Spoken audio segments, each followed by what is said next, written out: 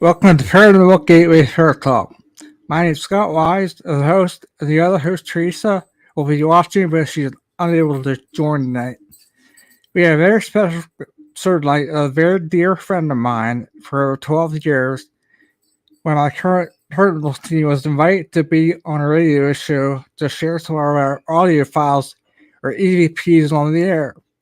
Jon is a medium and paranormal investigator with Team Ghostwriter Investigations and also a radio show host of Soul Stream Radio on Twitch.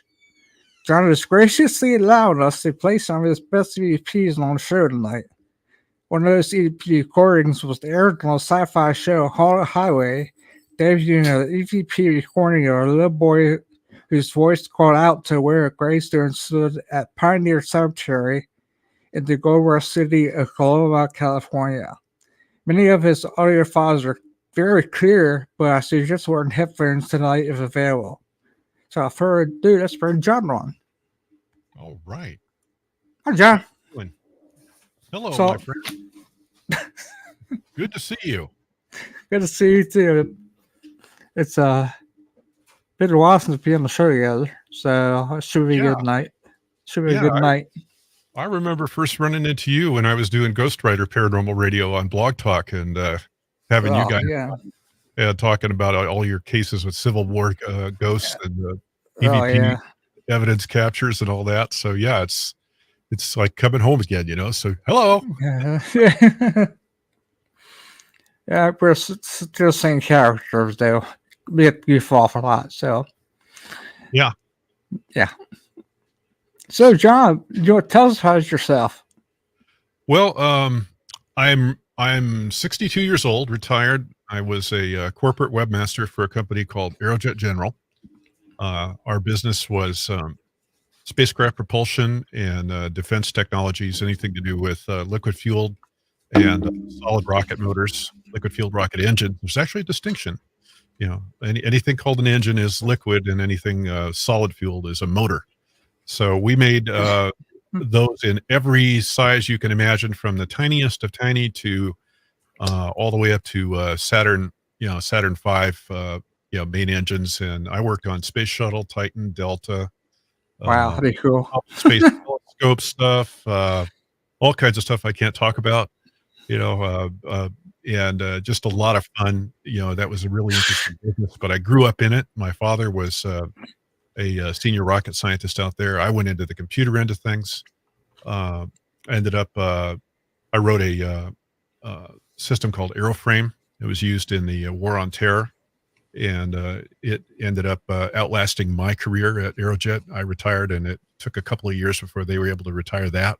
So I was still there in some capacity after I retired in 2017. But all that while, growing up, I was also, my mother's side of the family were all gifted with different psychic and spiritual gifts. And I started having my own experiences from the time I was 5 years old. I was seeing spirits and having experiences, and my mother never, ever discouraged me with that stuff. And my father was the consummate scientist, but he always backed my exploring the universe and the experiences I was having, and never really discouraged me, although he would make me crazy with sometimes some of the things he would say. And he'd say, it's all BS. And then but in the end, he got surprised, because when he passed in 2012, his spirit actually was seen by me personally twice in 24 hours. And I got the last laugh on him. So he had to admit that he was a spirit, and I laughed. So yeah, joke's on you, Dad. Yeah. So he came around for 6 months, rattling the doorknobs and making appearances in the house now and then, and causing not general havoc, but he would play jokes, and he would sit on my mother's bed at night, and she would feel him. I have seen a lot of stuff throughout my life, and it's so numerous. I've had so many face-to-face encounters with spirits, and so many experiences with auditory stuff. I'm clairaudient. Sometimes I hear them. I heard them last night, in my hall. Oh yeah. I live in a haunted house here. So, I'm in the gold country of Northern California, near the town of Coloma, which you earlier. And so I'm literally in Spook Central, just like you were out there where you're at, Ohio and, the different places you've been and investigated. It's just all steeped in this history that these spirits just seem to hang around. And we have a lot of them. And I've got 3 or 4 bodies that are buried on our property. We've found graves here on the property. I've got 6 acres here in a little town called Shingle Springs. And the spirits that have been here all along like to come in the house to see what we're doing, yeah, it's been an experience. My cat freaks out pretty regularly at the stuff going on in here. I kind of know when things are happening because I'll look over and she's just like, look, there's stuff in the house, Dad. So, yeah, you're every day haunted guy. That's you me. said that there's a spirit on your property. Do you know who they are? Do you research anything on them? Well, I did a lot of research to try to understand what was happening on the property. And when we first cleared the land here, there was actually an open space where we figured there had been a mid 1800s community. And it turned out in the research I did is that there were little settlements, like 4 or 5 buildings on a property. And this place had a blacksmith shop. And there were a few other buildings where they were actually digging in a small periodic stream that comes through here. It's a seasonal creek, just to my west, and they were mining through there. And there's an old Chinese rock wall that's built at the very north end of the property on the northwest side, that where they had been doing a lot of their work. Well, we have what we feel to be the body of a young girl that was murdered out there. More than one medium who came to the property were talking about this woman that we were seeing, a young girl. I would say she was 18, maybe 19 when she died. And her name was Anna. And I actually helped her cross over because she was basically stuck here. And she's only made one appearance one other time. After that, she appeared once when I was on the air and came and touched me actually while I was broadcasting, and I knew it was her. But the other 2 that are in that immediate area were not so nice, and they have been effectively banned from the house. They're not the nicest characters. They were some of the people that I think did that girl in. And then we have a number of others who come and go that I've never really knew who they were. But when I lived at I had a small, we had a small guest apartment in the back that I lived in for a number of years as I was working at Aerojet, and I was working night shift after my divorce. And I would come home at night, and there would be this spirit would come and walk with me. I would be going down the path. I'd come into the main house, grab dinner out of the fridge, nuke it, eat, say hi to the folks, and then book it for my place and, call it a night. And I'm walking down this path, and for an entire summer, I had this spirit walking with me, and you would hear his footsteps, and it was a he. And he would follow me down all the way to my place. And I kind of finally got the feeling that it was a benevolent person. He was just making sure I got home okay, And it was like a 350, 400 feet, basically a football field to get there, to the little studio apartment. So, what other stuff have we had happen? Seen some UFOs here. We've had a number of experiences. I'm writing a book about some of the UFO stuff. That's kind of the parked right now. I'm finishing a book on EVP right now, but the UFO book, I'm mentioning a couple of triangular craft I saw in the 1990s. I came home from work one night and looked over, and here's 2 triangular shaped craft, one after the other, flying the same exact course to the west side of my property, and had the strangest sound I've ever heard for any kind of aeronautical vehicle. They were not anything I've ever seen in the inventory. And believe me, I was into business, so tend to think I know what's, stuff that we're working on, but there were a lot of experimental craft that the military is working on. I'm pretty sure it was probably ours, human created stuff, but it was still, quote, a UFO because I couldn't identify it. So Mm. stuff like that.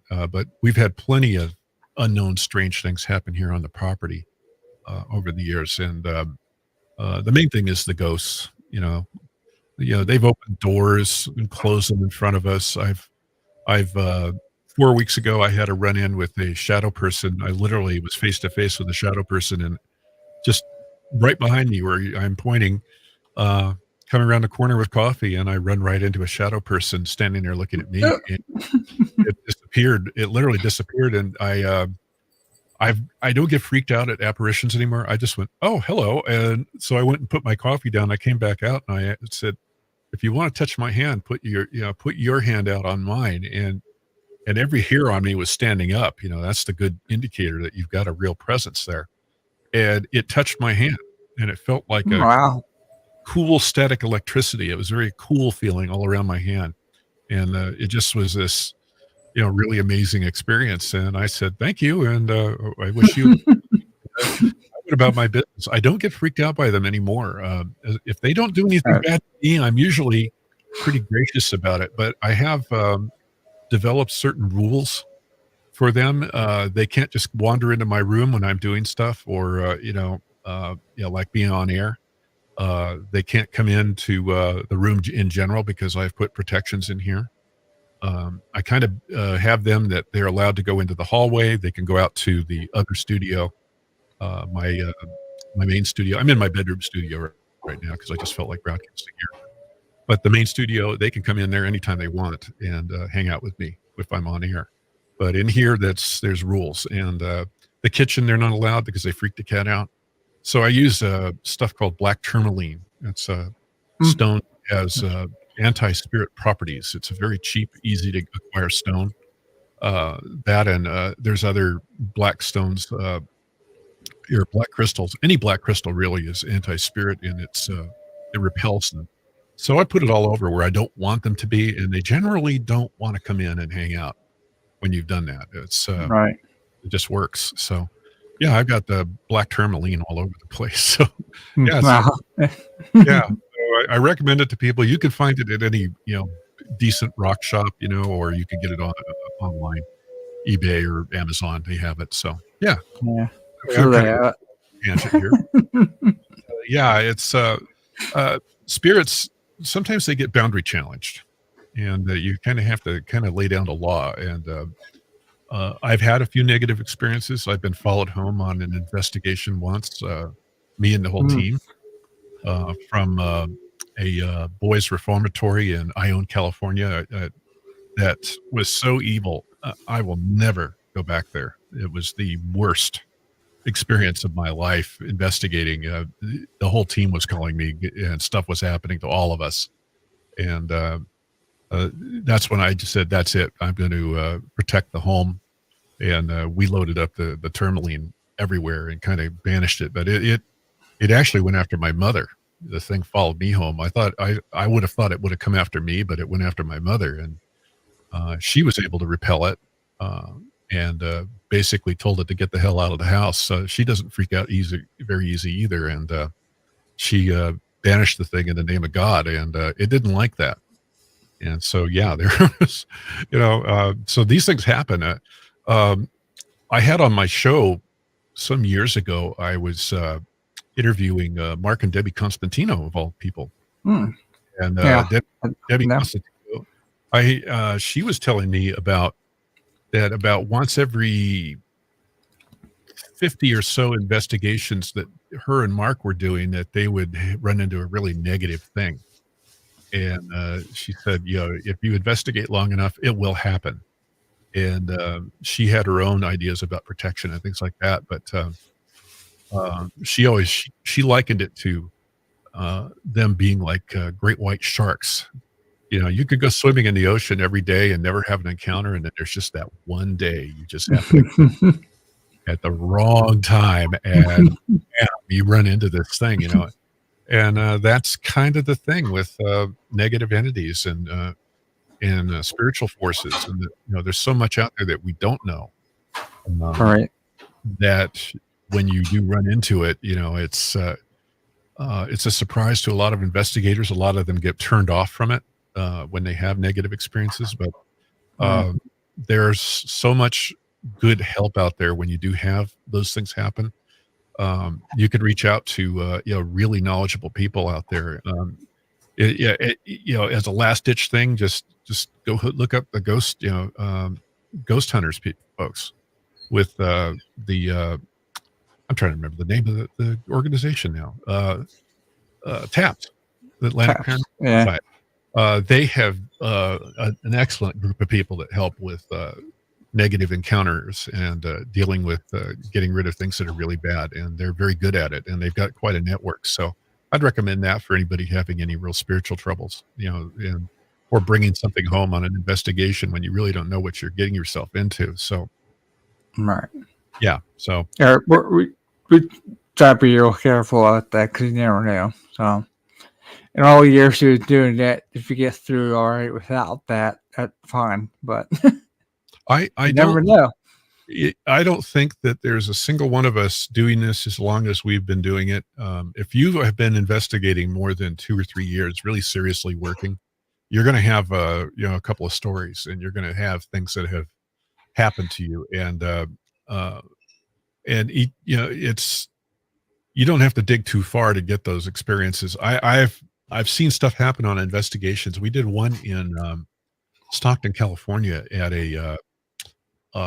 it was a Masonic hall, and really, really incredibly haunted. And at the very top of the building, I was up there, and I suddenly got this negative vibe. I mean, I was feeling it really strong, and I had the whole team up there with me.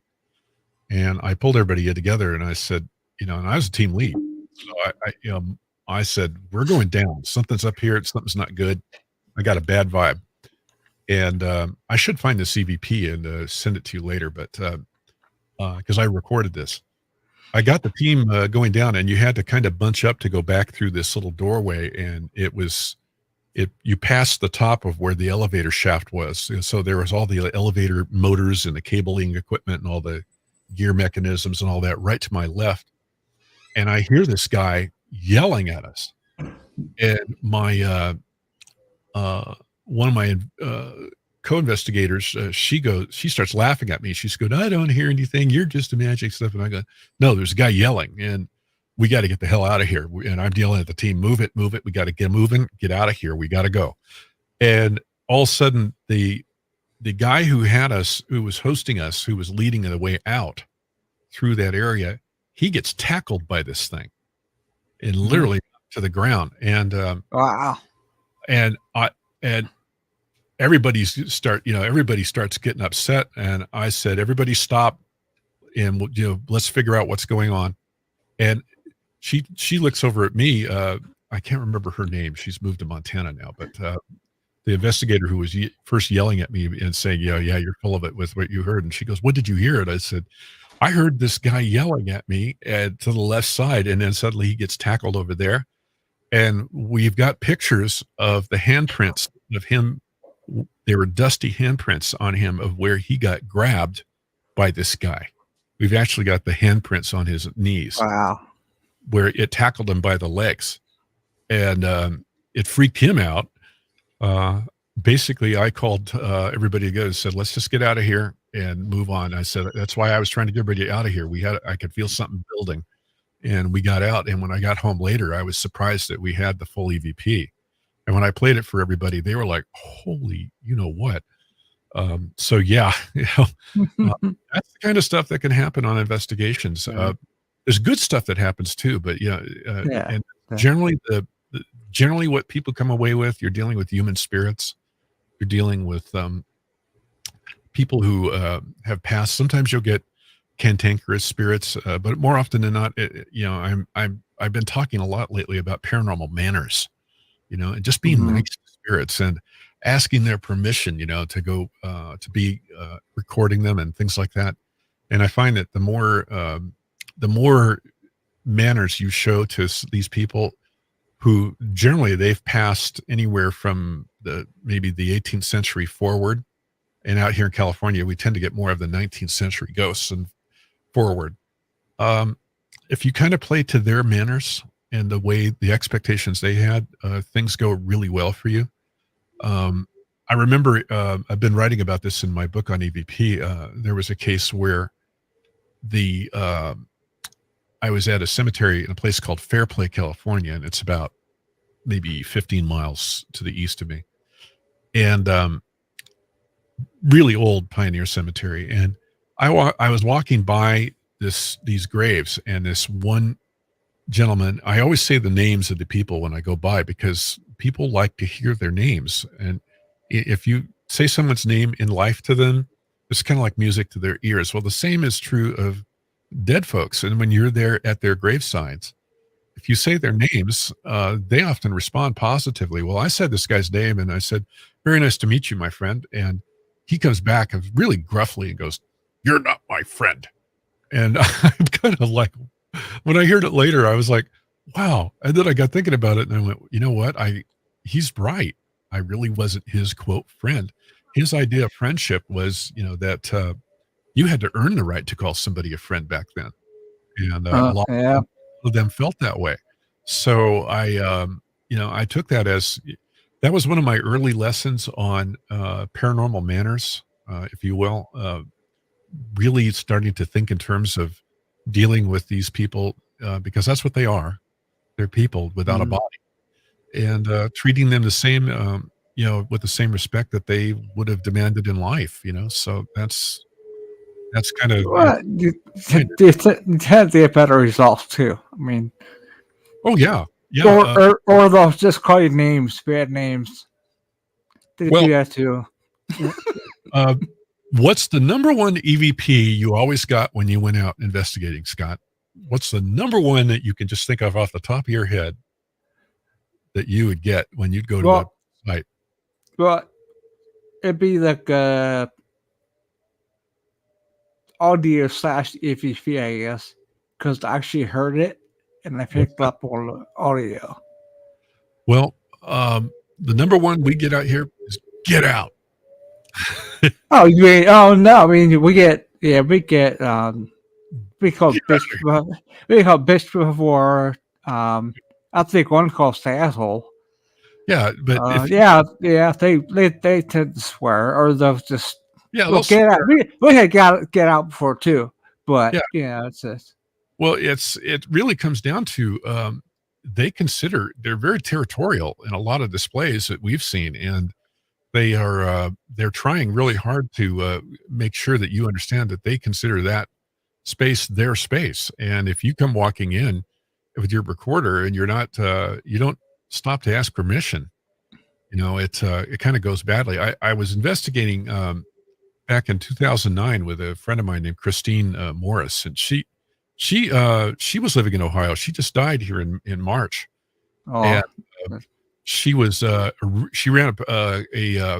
paranormal team out here called ED Paranormal, and she was really well known throughout California and then into Ohio. She did quite a bit out there when she moved out there in 2013.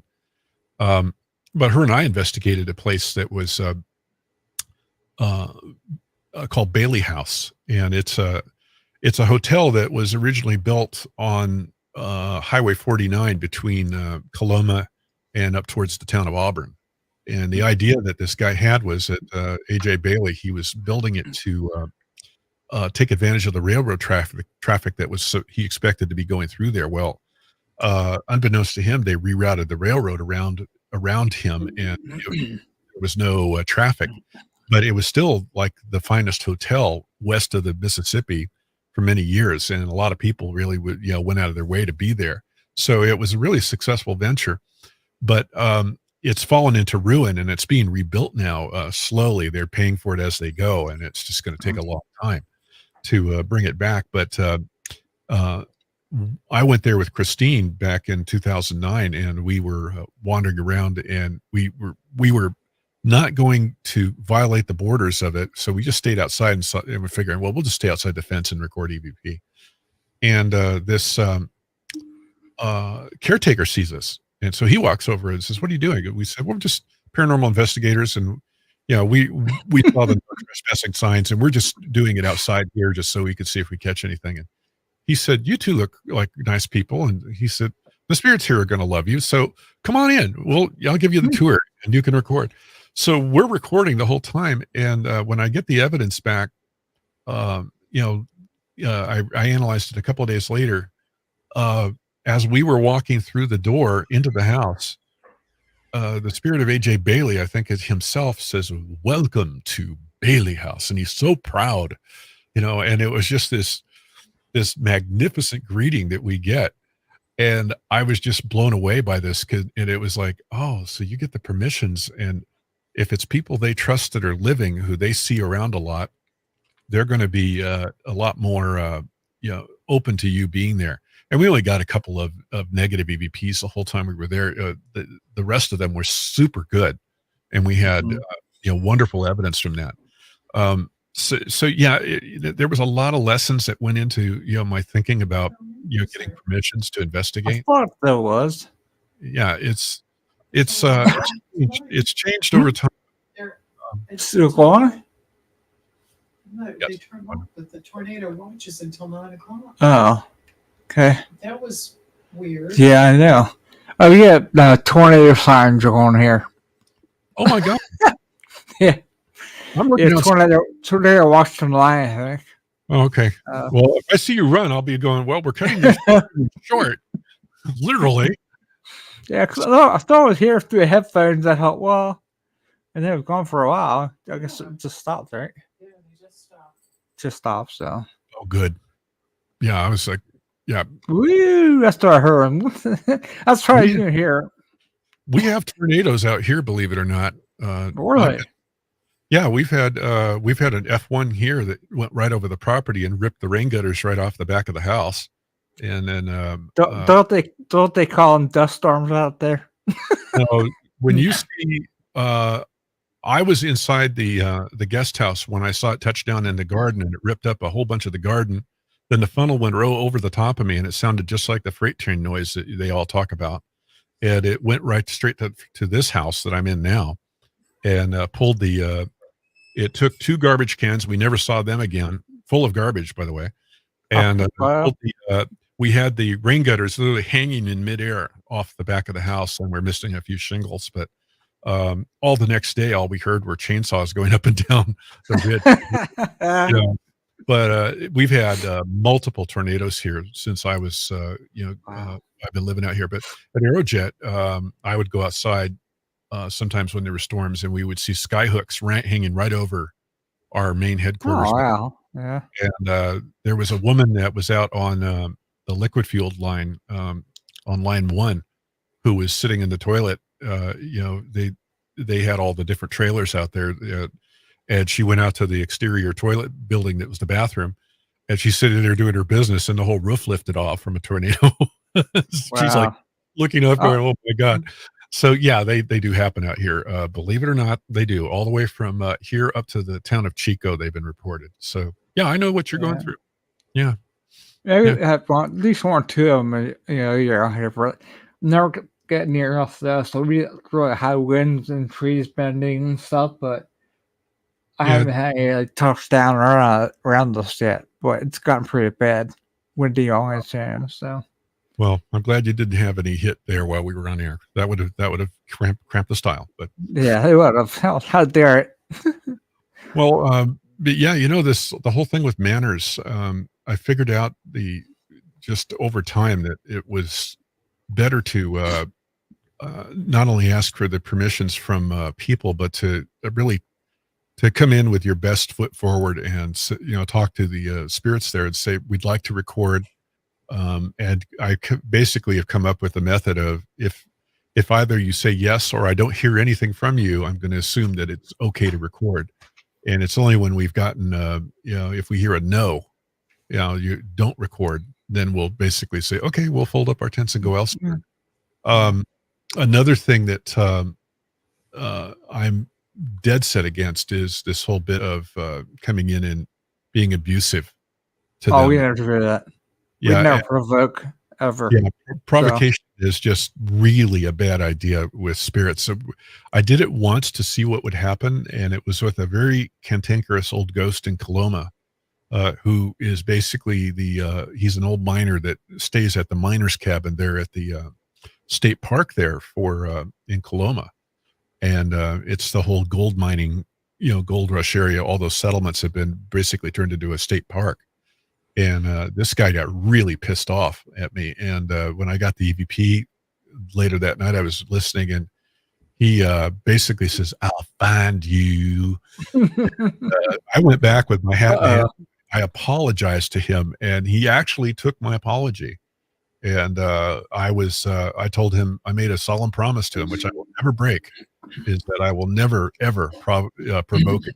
It was just to see what would happen. And yeah, it's one of those EVPs that you get and you listen to that, "I'll find you," and it's kind of like, it runs right out of you. Yeah. First thing think about is deliverance. Yeah. "I'll find you. You're going to squeal." And it's like, oh, you know what? So yeah, I went back and I was genuine. I mean, I laid it out to him, and I said, "I will never abuse the dead again. You have my solemn word, sir." And I use "sir" a lot. But the minute I got out of the park, when I got there, my K2 was pegged. I mean, that dude was pissed off. So, but it's lessons like that. When you look at the whole of it with EVP, you just find out that the big thing is just be nice to them and try to do your best to learn from their time. Know the area.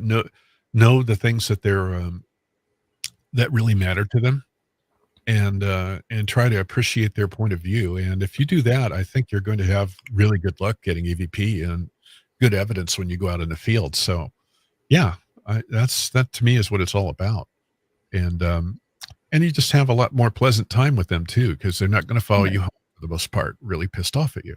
So yeah. I don't know if I had one or not follow at home, but it's the last place there was that stuff happening, but it wasn't.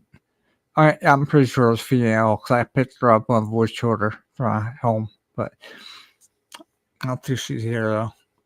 Yeah, if you investigate enough, you'll have something happen, that will follow you. It's just a matter of time. It's just how you handle it. And having the tools and not necessary knowledge. And when I think the big thing too is to know when you're over your head. That's what we did. I went and got some help because it's like the whole team was like getting messed with, by this thing that followed home. And I finally said, "That's it. I'm gonna put my hand up." And I got some really great advice, and we took care of business, and got it dealt with. And but I did get one experience in the middle of all that. It messed with my mother, but I came home from work one night, and it was summer when this happened. And I just no, it was fall. Yeah, it was the fall of 2010 or 2011 when we had that happen. And I was just walking down to my place, that same trail that I was telling you about with that other spirit that would walk with me. And I got to the bend in the trail where it turns to the north to my place, and I stopped. I suddenly felt this presence, and all of a sudden I hear right in my right ear. And if you react with fear, that's like food to them. They want you scared. And I stopped, and I acted like I didn't hear it, and I walked into the house, unlocked it, the door, got in, closed the door, and went, "Holy sh!" And immediately started getting out the anything, sage, whatever I had on hand, and making sure that I dealt with it. But yeah, that's the only time I've ever had something that close. It was literally right in my ear, growling at me. And that's an experience you don't want to have. It did make my blood run cold.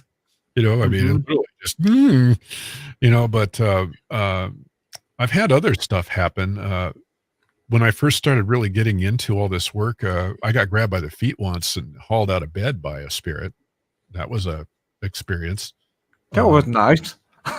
Yeah, it literally, they were, I was just really waking up spiritually, and I was studying a whole lot of stuff with mediumship, and it was just like, I talked to somebody who really knew what they were, what it was really was going on with me with this, and they said, well, you've opened up and you're basically like a bright light to them. And if they want help and you're not giving it, they're going to do whatever they can. Well, this spirit pulls me out of bed literally by the feet, and I'm literally thrown onto the ground, and my feet are in the air, and I finally struggle free. And I went, you dirty son of a bitch. I started calling him every name of the book. I said, you get out of my house, and every other spirit that's here, you get out. And I pulled out all this materials again, and sage and whatever, and saged the house and said, that's it. And then I made some phone calls and said, what's going on? I mean, this thing happened to me. And yeah, it does happen. So if you're getting into spiritual work and you're opening up a little too fast, yeah, you're going to attract some stuff. So I'm saying all these things in a very short time, compressed space with an interview. But, the amount of time between these little negative events is, there was a lot of time between each of these things. And more often than not, there were the wonderful things that happened, and all the stuff that, literally, I mean, I have 4,000 EVPs in my library now that I've been counting. And, I just have a ton of evidence, and I've been going through and pulling it all back together and beginning to kind of re-examine some of my old cases and stuff. And so, yeah, the exceptional negative stuff, yeah, it stands out, and it's the Hollywood kind of thing, but really the bulk of the work is positive. The bulk of the work is evidence of afterlife, that there is such a thing. And the bulk of it is that there's a presence out there that wants to talk with us. These spirits, they want to say stuff. And usually they just want people to know they're around, or they want to be heard. And that's the beautiful thing about it. So that's why I do it. Yeah. And we actually got a VP of we did a residential case down in Maryland, I think it was. Something right. They had stuff going on there, and they were hearing, I guess, voices of kids or whatever. I think explosion went down there. And so they wanted us to sage it. Grand sage. So as we were doing that, we picked up an AEP of a little girl's voice saying, I think I'm crossing over, mother. Whoa. Yeah, we picked it up on EGP. Yeah, it's funny. The amount of them that, especially with children, I've only gotten a few children EVPs. I usually get males and men talking, occasionally women, but it's something that Sarah Estep, she was the founder of the American Association of Electronic Voice Phenomena, and she talked about the overwhelmingly number of male voices on EVP, but getting to children is such a rare thing.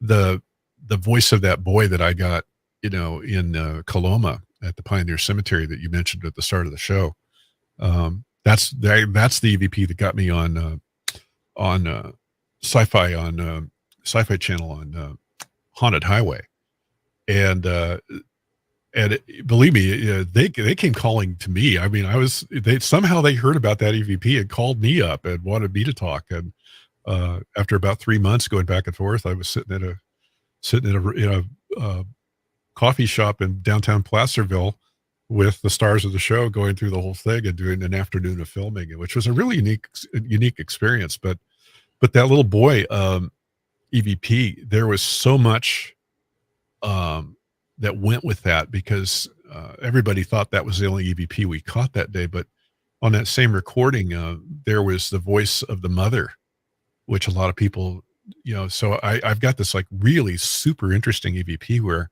the little boy speaks about his grave, but later on in the recording, there's the voice of the mother talking, and she's basically talking to the boy. And not only that, just prior to that EVP of the boy talking about where his headstone is. And he's basically responding to us talking, we living people talking about where he was buried. There's another EVP embedded in there, which no one picked up but me. I'm actually telling you guys stuff that no one else has heard ever before.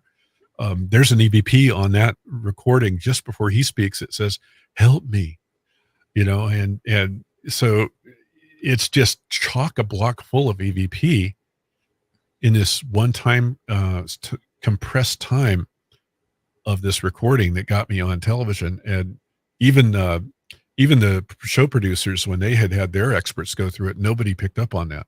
And I've got all this stuff in there. So yeah, it was an amazing bit of evidence, and it's one of my top recordings, so I wouldn't say it's the best EVP I've ever gotten, but it's the one that got the most notoriety. Yeah. Yeah. The William Palmer one, I think, is one of my best. Yeah. You heard that today and you were kind of like, whoa. Yeah. Well, I'm going to play it here shortly. Yeah, go ahead and play it. Okay.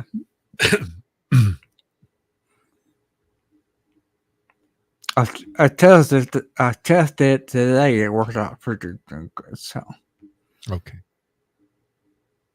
I'll go ahead and share it.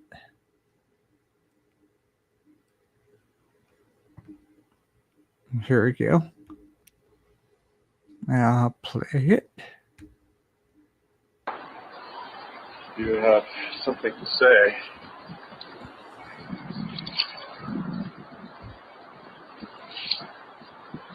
William.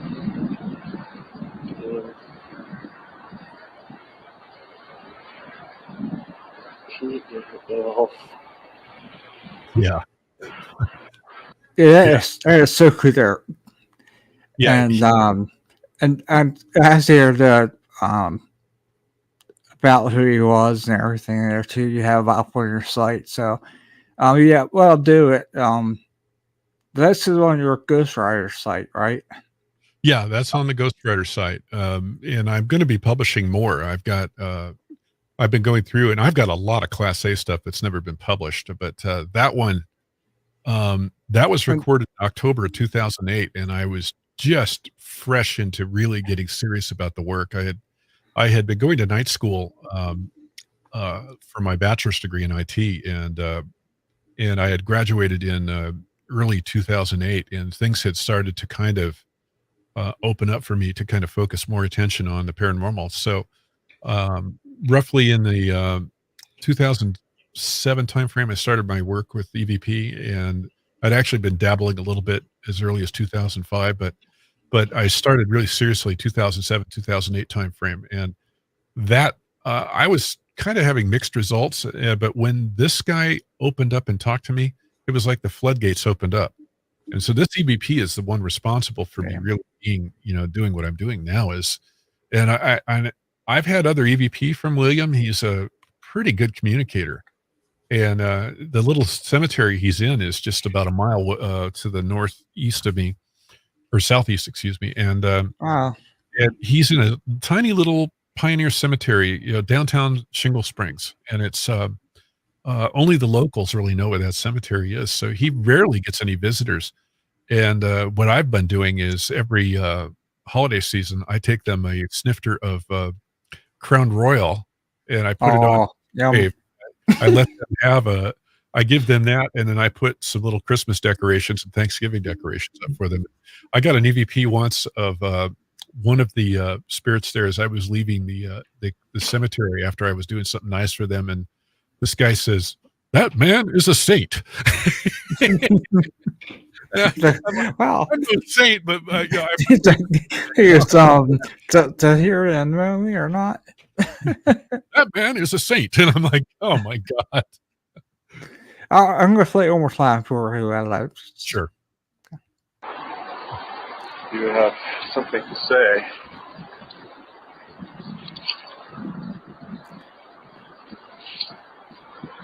William.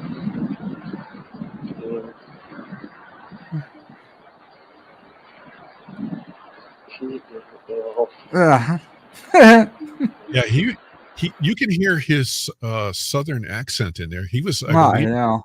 Carolina, and he came out to the western United States to California to mine gold, and he found out that he was better as a cattleman than a gold miner, and so he ended up operating some very very large cattle ranching operations out here, and had a wonderful career doing that, and was very well respected in the community. So um, I've always felt that he was a friend, and I like it when I record with him. I haven't been out there for a while. I do need to go say hi to all of them, but it's you can actually form these relationships with these spirits and get to know them, and they get to know you. There's one that I was writing about in the book that in the Coloma Cemetery where I recorded the little boy. Um, I was up there recording one day, and this spirit says, "Get a life." And I was so ticked off at him. I went because I was going back that way again the next day, so I stopped by and I walked right up to his grave and I go, "I've got something for you, pal. Get a death." And I get to see VP, this guy cracking up at my coming right back at him, and we've been friendly ever since. Whenever I go there, I go, "Get a life, get a death." Oh boy. So they have a sense of humor, and if you play to them, they're gonna. And if you keep the thing I think with when you develop relationships with cemetery ghosts and cemetery spirits is to just have a sense of humor about it too, and be unexpected. Do things that they wouldn't normally expect you to do, and just kind of keep it. They'll keep them guessing what you're going to do, and they're going to do everything they can to communicate with you. So, yeah, little piece of advice. There's a lot of techniques to EVP that you learn along the way. You can engage in direct conversations with them. Other times you could just talk about the history of the place, treat them like a third wheel, and they will fall all over themselves to try to talk to you about, "Oh, that's not right. This is, so this, and hey, hey, we're over here, you can talk to us anytime, so they're jumping up and down to be communicated with. And you can do all kinds of different techniques to and play little psychology games on them to get them to speak. So it's not to be cruel. It's just like going out in public. You can talk about stuff, and other people listening in will chime in, and that's kind of the goal of that. Other times you go in and you treat them like it's a radio interview, and you come in armed with knowledge about their lives and say stuff about their lives, and they love being talked about, and they love to be heard. And again, if it's a person you've never met, or with a stone gravestone with their name on it, say their name. They absolutely love hearing their name, and they will literally jump for joy. Somebody remembered me. Somebody said my name. I still exist in the world. Yeah. So yeah, that's the beauty of it. The beauty of some people sit there and say, "Oh, there's no spirits in a cemetery. There's no energy there." It's like, well, there is energy there, because when you come in, yeah, their spirits may have left, may have crossed over, but when you go there and you're dealing with their body, their past incarnation, and you're speaking about them, that forms a psychic connection to them. You're actually doing a form of mediumship. And this is not just I'm not saying this as a medium myself. Everybody's got these gifts.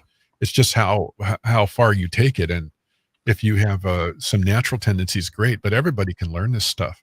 But when you're at a cemetery and you're having heartfelt moments with spirits, you're forming a psychic bond with them, and they're actually appearing there to speak with you. And this is some of the stuff that I think some paranormal researchers kind of get it wrong. They'll say, "There's no ghost in the cemetery. I never get anything there. It's an empty, dead place." It's like, well, no, you don't know how to talk to them.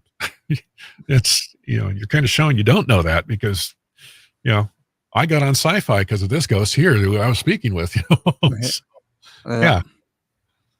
If you want to play the little boy one, go ahead and play that. That'll wow him.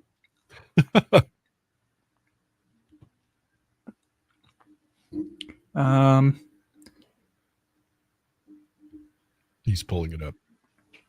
All right. What's the one say? It's the one with the little boy at Coloma. Let me see if I can find the. I'm trying to find it here on my. I got a list of them here. It's the one. It's the one with I don't know if did I pass that one to you? I don't remember that one. Well, It's if you go to the Soulstream radio site, I'll just pass you this. okay. So I'm your site now. If you go to I thought I passed that one to you. My apologies. I am looking for it. It's not the reversed one, is it? Or I'm John's looking. John's best Capricorn, guilty Miners Club. No, that's the. Let me see if I can find it on that. Had one from the. Yeah, I'm looking on that article you had. There's Clarksville. There's a ton of them in here. Wolf Manor. Yeah, we got the one with William there. We've already played. Let me go back to Soulstream, and I'm going to search for the little boy one. It's going to be the page that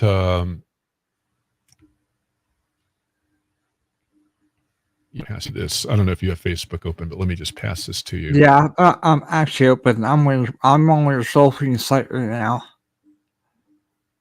Okay, I just passed you on Facebook the link to that page, and if you scroll down, you'll see the. I totally forgot to put that one in there. My bad. Okay, all right, I'll get. That's. Yeah, the Haunted Highway one is that one was something.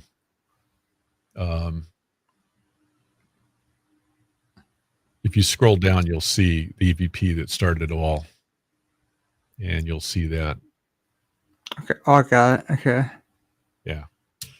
Little boy. Okay. Yeah, that one was me and a gal by the name of Michelle Bronner, and there was a couple of other people with us. It was December 27th of 2008. We were just out at the cemetery, and we spent the afternoon out there, and we were talking about that little boy. And Christine was there, Christine Morris, and she knew the story, and so we were talking about it, and we were going back and forth, and this kid just chimes in out of the blue.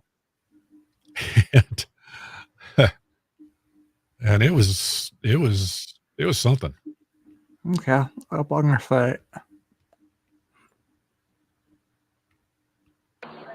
Boy, I've seen plenty of those where it grew into the coffin and probably absorbed the person. Their essence is all in the tree and all that. Oh my God. Weird. Hey, check this out. This person died in 1861. I'm guessing they planned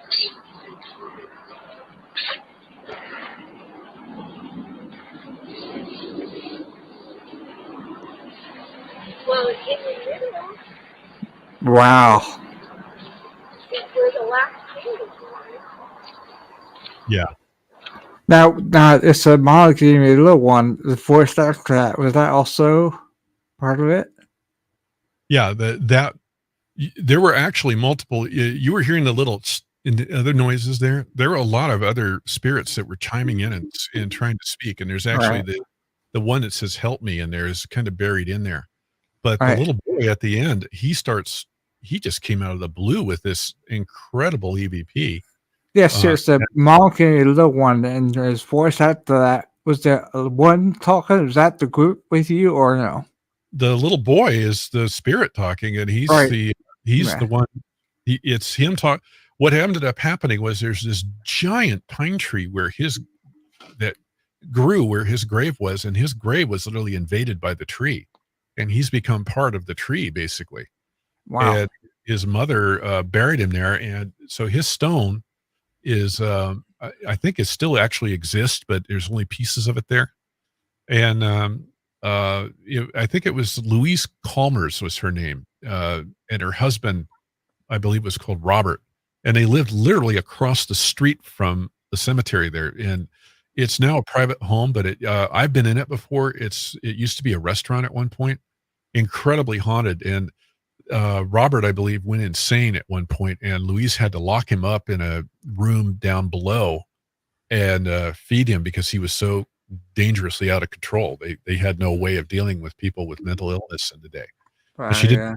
an asylum, but they had him locked up, and the guy died down there of complications from his disease. And so there's all these hauntings that go on in that immediate vicinity. And there's this woman in red that's talked about at the cemetery there who will wave and beckon at people driving by on Highway 49, passing through there. And it's this amazing thing that happens, and we think that that's the mother, Louise, that was that's making these appearances, but she speaks later on in not nearly as good an EVP, but you actually hear her speaking to the boy. And I need to pull those EVPs out and kind of get them online. But with this one, just pay it. I thought I heard their voice after that boy. yeah, it's I'm gonna. I'll play it again once. Scott. pardon me. I'll play it again once. I think after Mom gave me a little one, and I thought after that, it sounded like somebody talking back to him. So I don't. I'll play it once. There was other voices. Boy, I've seen plenty of those where it grew into the coffin and probably absorbed the person. Their essence is all in the tree and all that. Oh my God. Sir. Hey, check this out. This person died in 1861. I'm guessing they found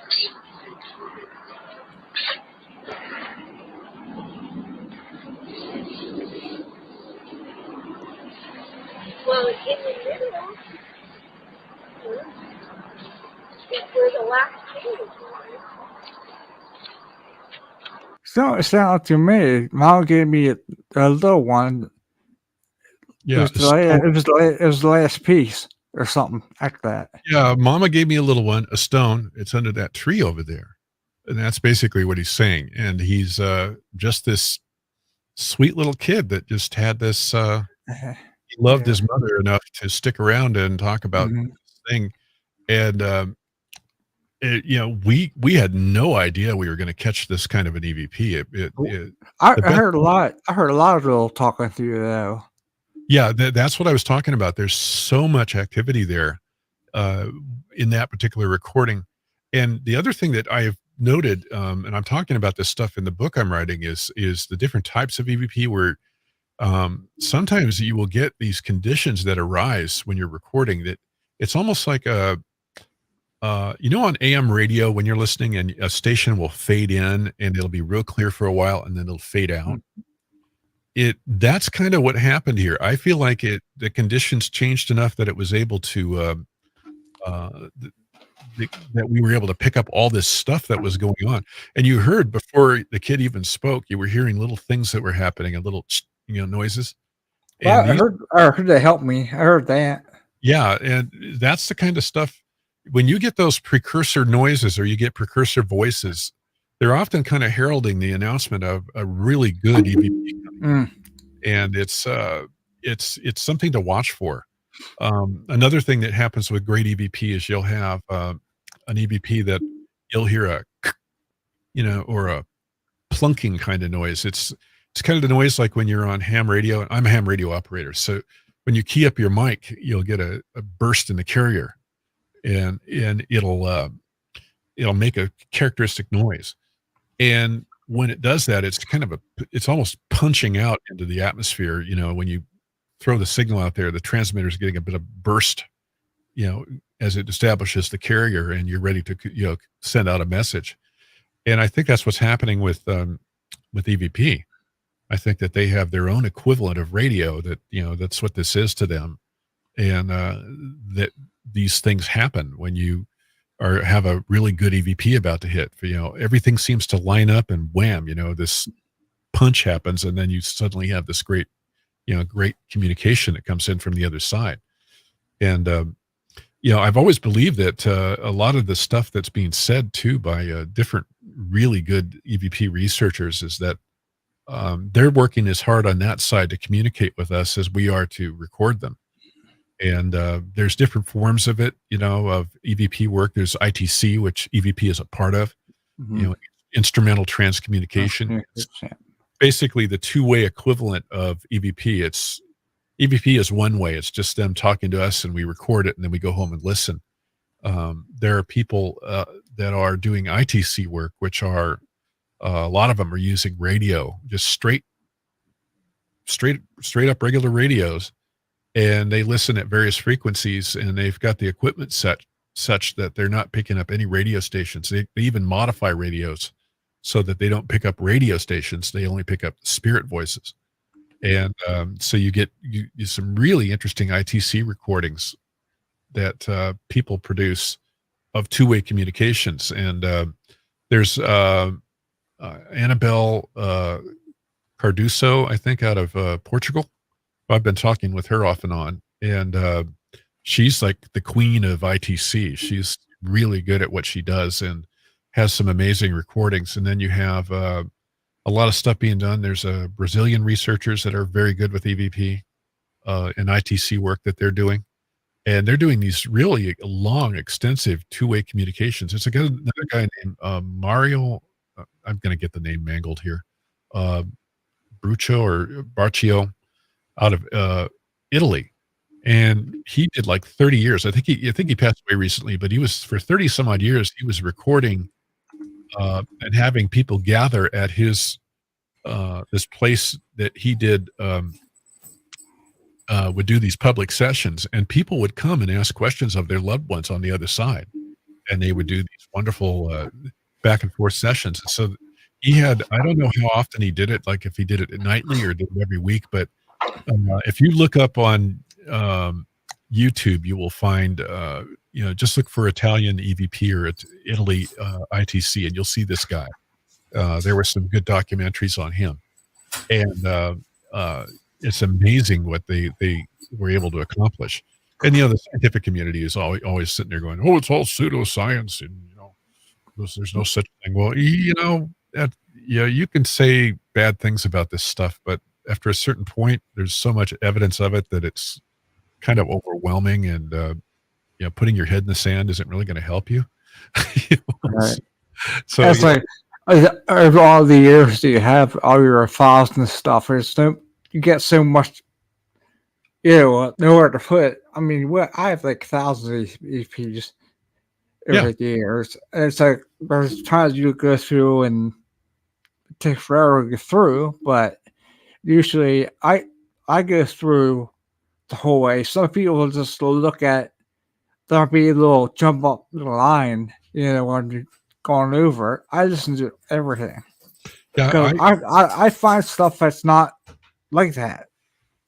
Yeah, it's when I go recording, I generally will have at least two recorders running, and it's that really will help separate kind of the wheat from the chaff, because what I found is I have right here, I'll just put it up.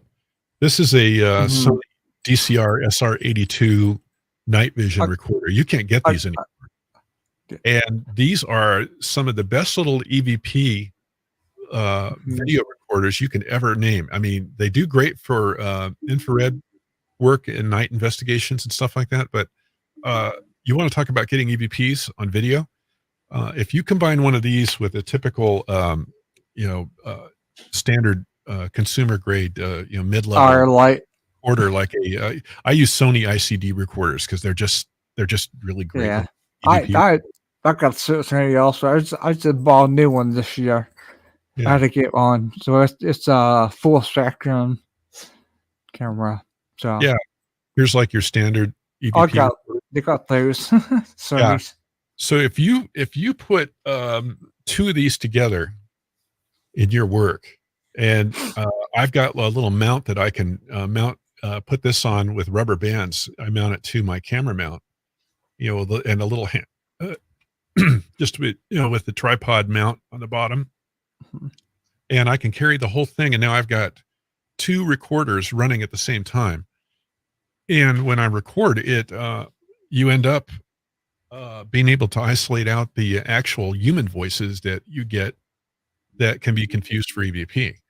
And something that Sarah Estep from AA EVP noted, along with plenty of other researchers, was that uh, it's almost unheard of to get EVP on 2 devices, even in close proximity to each other at the same time. And there's been cases of the same EVP showing up on 2 recorders, but at different points in their recording cycle. So the same EVP could show up on one recorder, and then 20 minutes later, it shows up on another. And it kind of speaks to the way the time works in their side of things. They don't have time like we do. It's a whole different thing. But if you end up with 2 voices at the same time on a recorder, and you've got, and you line them up in a audio editor, and you've got those 2 the same voice that's unexplained on both tracks, then what you've got is probably human. And it's a great way of screening out the the stuff that you don't want to label as EVP. And so that's the good point in having is having the 2 recorders running at the same time. And the other thing I like to do is there's different kinds of recording. There's burst recording, where you come in and you do a quick session, and you're just basically dipping your toe in the water and saying, okay, is there anybody here? Kind of a deal. And then there's the continuous recording, which I always do. I'll put recorders on, and I just keep rolling the whole time I'm there. It just, if you don't, there's an old saying with people that go flying, and I did some aerobatic flying, back in 2010 with a friend of mine who had a World War II airplane, and we would go fly combat missions. And he always said this, if you don't burn a lot of gas, you'll never be a great pilot. And it's the same thing with EVP. If you don't burn a lot of tape, if you don't burn a lot of recording time, you're not going to get the EVPs. You got to put the time in, and you got to just keep rolling. And that means the negative side of it, you got a lot of evidence to analyze. And boy, I've put the time in, so we earn our keep in this business. Even though we're ridiculed, we're treated like we're fools by the scientific community. We're going out with consumer level recorders that cost all of, under $60. Yeah, got some 40. And basically, the thing that gets me with science is they say these things like, if you go out on Wikipedia, they completely diss us and treat us like it's just pseudoscience. It's radio interference. Here I am. I'm a ham radio operator. I've been doing ham radio for a long time. It's like, I know what radio interference is. I know what I'm hearing here, and it is not radio interference. And especially when they're responding back to you in ways that are in perfect synchrony with things that you're talking about. They're speaking back at you. The boy with the grave is a perfect example. We were speaking to him about his grave, and he chimes in to tell us about it. Mm-hmm.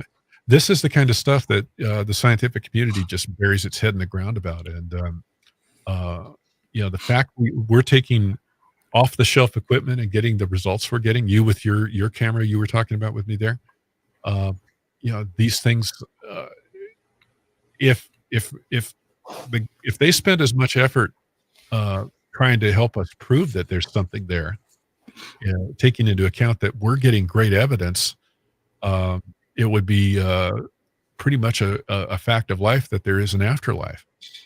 All they have to do is get serious about it. But somebody doesn't want that known, and I've never figured out that whole reason why. It just doesn't make sense.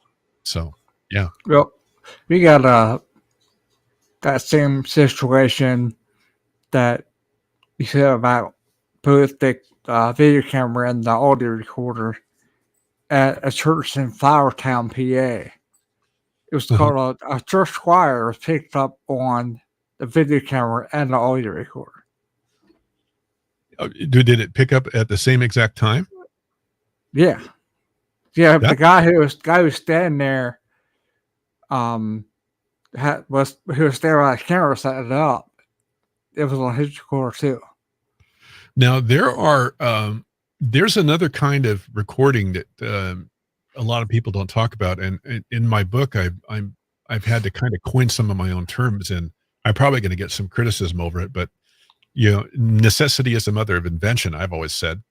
I call it AVP, and AVP are analog or audio voice phenomena. It's kind of a term you can use for the same thing. I like audio voice phenomena a little better because basically it's paranormal stuff that you can hear. And there are times where spirits can cause phenomena that we all can hear, no matter if you're clairaudient or not. It's just any human being in the vicinity could hear it. And this is the stuff that really gets interesting. So I'd love to hear those recordings. It would be interesting to see if they are exactly lined up from, if you could put them on a multi-track audio player and line them up. And if you make sure that they are literally on the same time base to see, are they matching, note for note at the same time, then you probably have AVP. You probably have audio. Audio. I'm pretty sure it does. I have to get it from Bill, who has it. So yeah, I'd love to hear. Yeah. There's so many different ways they can get our attention. Some of the history of EVP, starting with Thomas Edison. Thomas Edison, invented the wax recorder. It was a cylinder. Wax cylinder, yeah. Yeah, and he did that in the 1870s, right about the time his mother died. And his mother, to him, was absolutely this revered figure, because she had basically encouraged him to go on, even though he had been treated pretty badly by the schools. He just didn't fit. And just like so many other people, like Einstein and many others throughout history who have done amazing things, they're the people who don't fit because they're so far ahead of the curve. Why would they bother with school when they're already light years ahead? Well, he, from the very beginning, began to really think hard about trying to capture the spirit voices of spirits with his equipment. And sure enough, there was something happening, because he gave an interview, I think, in a magazine called Collier's Weekly in the 1920s. And I don't remember the exact interview, the date and all that, but you could look it up. And he talked about spirit voices and the ability to record them, and that they were really working hard to do that. And he was actually working on something called the Thomas Edison communicator, or the tech. And there's been a lot of confused history with all of this. Some people say that there was never any trace of any of the designs, but there was actually some individual that showed up talking about how he was working with the tech and the spirit of Edison, who died, I think, in the 1930s, that he was working with Thomas Edison's spirit and was actually working on the tech design. And then this guy dies in 1959, and all mention of the tech disappears. But it's undoubted that Thomas Edison was working with a number of people on spirit communication, probably from the late 19th century into the early 20th. And what was really neat was that they were working, one of his assistants had a family. I think the family name was Esposito, and they were recording spirit voices on wax audio cylinders in that rough time frame of the early 20th century. And it ends up that there's a descendant his name is Michael Esposito, and I've been talking back and forth with him, a really interesting character. And he's like one of the big voices in EVP work today. And he does a lot of work too with people doing music and incorporating EVP into music. And a really interesting chap. And he actually was selling copies of those original spirit recordings that they were doing back in the day, in the early 20th century. Well, it's almost certain that there was some back and forth communication going on with Edison, with this family, through his assistant, who was related to them. And so, you read this stuff and you can see that, there was this analog form of recording with no electronics that obviously they were hearing something. And I've never heard the recordings. Esposito was going to send me a copy, and I've got to go hound him again to send me the MP3s. But this stuff was happening, in the late 19th century. And I have a feeling that there was some awareness, probably even into the mid 19th century, that some of this stuff might be possible. Some of the literature talks about the ability to get spirit voices and some of the things that were going on. X-Files, I think, did an episode where they were talking about the voice of Jesus was accidentally engraved onto this potter's wheel. Oh, Yeah, they were and that's exactly what they were referring to as this whole wax recording technology. Somebody who was a writer on X-Files kind of keyed into that. I'm almost certain of it. But you got to be thinking about that, because when they would play the voice of Jesus, it would do all these miraculous things, And so you're talking about basically an AVP recorded, 2,000 years ago. So interesting stuff. I mean, when you start researching these things. yeah, it sure is. That's why I do it. Well, did you want to run through any of those, some of that list I had of different recordings? Yeah. Do you want to do the Rumian on Queen Mary? That's amazing EVP. That's one of my top. I'd say that's in the top 10. Yeah, that one. Go ahead and play that. Okay, I'll pull it for you. Here we get the picture too, if I can. That was picked up in March of 2009, and I was on board Queen Mary, and I was all alone in the grand ballroom. Early morning hours, hardly anybody up. A couple of people milling about on the exterior, and I was all by myself in the center of the room when I recorded this thing, and it's an amazing EVP, and it sounds just like Nicolas Cage. Here we go. Rumium absolve me. Yeah, Rumium absolve me. I have tried. Yeah, go ahead and play it again. Rumium absolve me.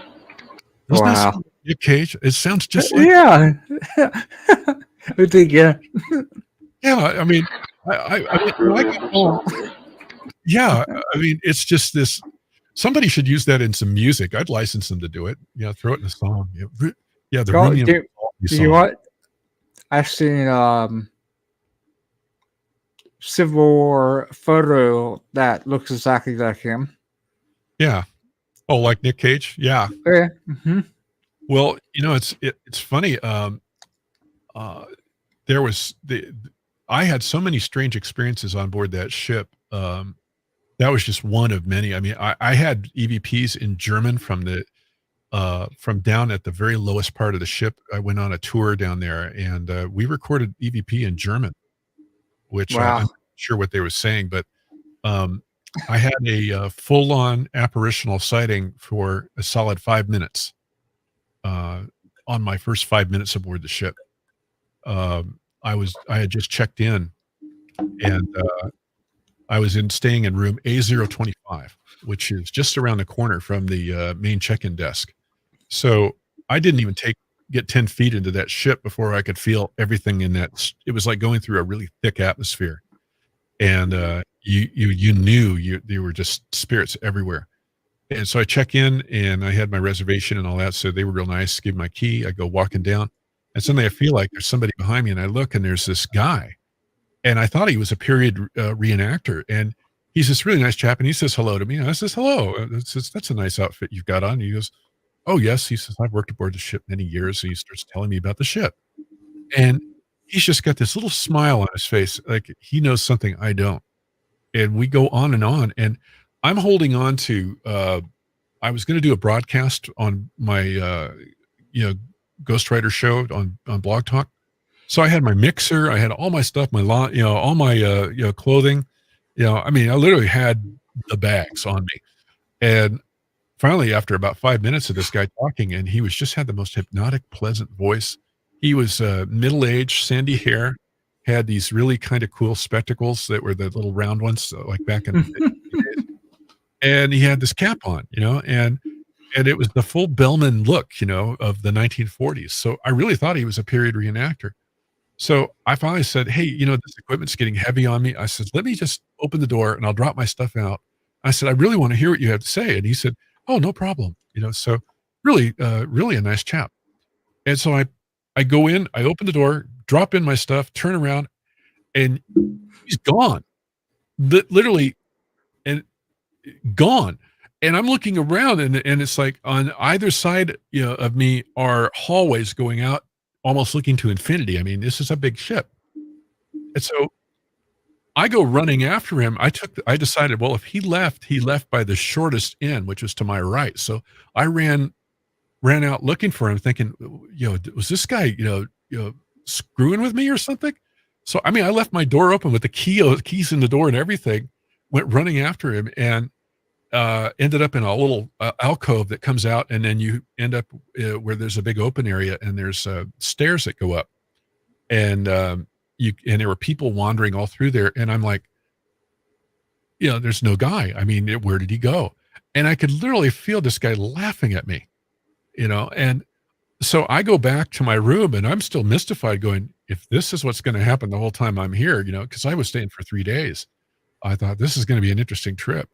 So I went back, and I got to the front desk. A few minutes later, I locked everything up, and I went walking back, and I said, I had a little experience. And they said, what? I told them what I saw and what the guy looked like. And they went, oh, him. Yeah. Everybody talks about him. He's really nice.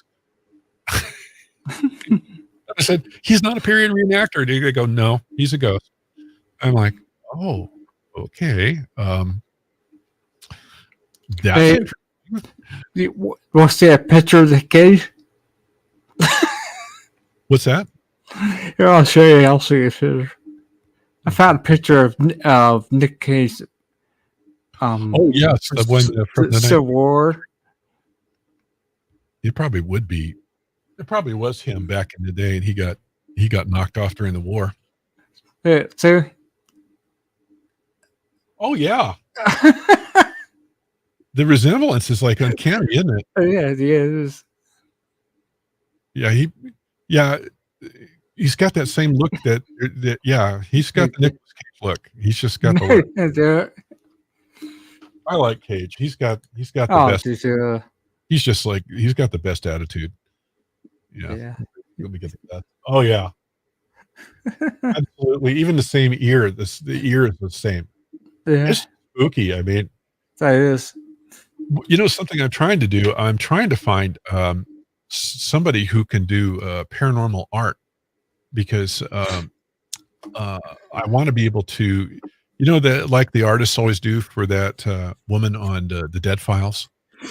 Oh yeah. Yeah, I want to describe this guy and get a picture of him drawn for me. So I'm looking for somebody who can do, over the phone or over video with me, and I can look at what they're drawing and kind of describe him to a T, and give them kind of a picture. I mean, it's 2009 here. It's been years, 12 years or so.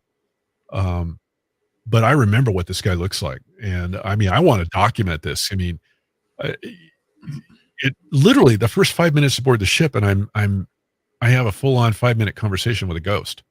It kind of burns in your memory. Yeah. Yeah. So, yeah, I can say this: the two ships I've been on. Well, I've been on a number of ships, but yeah, USS Hornet and Queen Mary, both incredibly haunted, but Queen Mary has more ghosts and a lot more activity. I never got to on ship. I love to, but I didn't get a chance to. So. Well, it is what it is, right? If you get the chance to go aboard any haunted ship, do it. You will not be disappointed. And what I like about Hornet is the ability to be able to drop equipment in different places and tuck at places where people won't mess with it. And we've recorded some amazing stuff. I had a EVP of on the Hornet at about 4 a.m. Everybody's asleep. The ship is super quiet, and you hear this spirit, start shrieking, and he's yelling, "Get out! Get out of here! I want you all out of here!" And and there's people snoring, and there's this spirit yelling at them, "Get out!" I think probably just tired of people coming in on tours and stuff. I had enough. Yeah, well, there's actually I had talked with I was basically going to the ship so often they finally just started letting me stay on board for free because I would help with the investigations. And I got to know I'm trying to remember her name. I think her name was Heidi, and she had a twin sister there, and Heidi was running running a lot of the paranormal events. So she would invite me on and just give me a room to stay, and I would just show up at any of the ghost hunts and participate. And we had so many experiences aboard Hornet. I remember one that I wrote about in the book where it was a rainy night, and we're going across the flight deck, and I get the CVP, and it was dark, and it was kind of a foggy thing, type of weather with a slight amount of rain, and it was slippery. And this spirit was worried about us. And I get this EVP that's, continually being saying, "Hey, stay together, everybody stay together, go towards the center island, don't get lost." And he's actually showing this real caring about us. And Heidi said to me one day that she goes, "You do realize there's a dual command structure on the ship?" And I said, "Really?" And she says, "There's the living who do their thing on the ship, but the dead also, most of them are military, ex-military, and they work to keep everybody in line on their side, and they have their own command structure. And the two basically form a cohesive whole organization." And so the spirit, they have regular get-togethers and meetings with these spirits, according to what she was saying. And I don't know what she's doing now. I haven't talked to her in quite a few years, but that always got to me, remembering that they had this command structure. And you would probably think that there's probably something similar going on Queen Mary, even though it's, I think, closed for renovations right now. They're doing a lot of engineering fixes for the ship because there was a whole bunch of problems, and the whole thing with the Ovid deal. But yeah, ships have these they just have an amazing propensity for hauntings. And I have just never forgotten that experience though with that ghost on Queen Mary. 5 minutes of apparition, longest ever. I mean, I can deal with a few seconds of an apparition and they wink out, but 5 minutes telling me about the history of the ship, get real, man. That's off the charts. Cool. Well, did you want to play some more? Sure. Yeah, let's do some. That was coordinate. There's somebody that's asking questions. Do you want them to contact you afterwards? Yeah, if you want, you can. Oh, I'll answer any questions on air that anybody wants, and then you can reach me. There's ask about if you do reading, if you're doing ratings now, or do you want to do them? I haven't done reading work in forever, and I'm Right. just getting back into my mediumship work. I did readings on air for quite some time on my Ghostwriter Paranormal radio show, and when I was working with Kathy Bradshaw and those kind of people, and they're all gone now. My God, almost all of them have crossed over. But I do intend to get back into some reading work. But right now, no. I've been dealing with a lot of life challenges, and sometimes you just go through stuff, and you got to work your way back in. And I took a break from the paranormal from about 2015, and then I had I was dealing with sick parents and stuff like that, and then my own back issues. When I retired out of Aerojet. So yeah, I'm getting I'm writing about all the cases and stuff, and I'm just now getting back into active casework. Um, but for readings, at this point, practice reading. If somebody wanted to put themselves through a practice reading with me, and chance it, get in contact with me. I need to practice on people, so yeah, there can be no charge for it, and watch them all come running now. You can contact them to his website. I'll post that. Yeah, Right? you can. Maybe Debbie could be nice and post it for us. Yeah, you can get to me on Soulstream. If you go to facebook.com/Soulstream Radio, it's that simple. Just get a hold of me there, just send a message and I'll get back with you. Yeah. But I had a lot of good times reading, No, reading, no. and do all your EVPs. yeah, well, we did a form of reading with EVP where I would basically go into my full reading mode, and we would I would meditate That's before the fun. show. Yeah, I would meditate before the show, and it would be 15 minutes of meditation to really get into that state, and then just get on air. And I would do combine EVP work with mediumship, and you couldn't believe some of the stuff we'd get. And it caused a kind of a sensation there for a while. But I had my regulars who would come in, and the thing with reading is you find is there's people. This is gonna. Some people might take this the wrong way, but I'm meaning it out of love of my heart, kind of thing.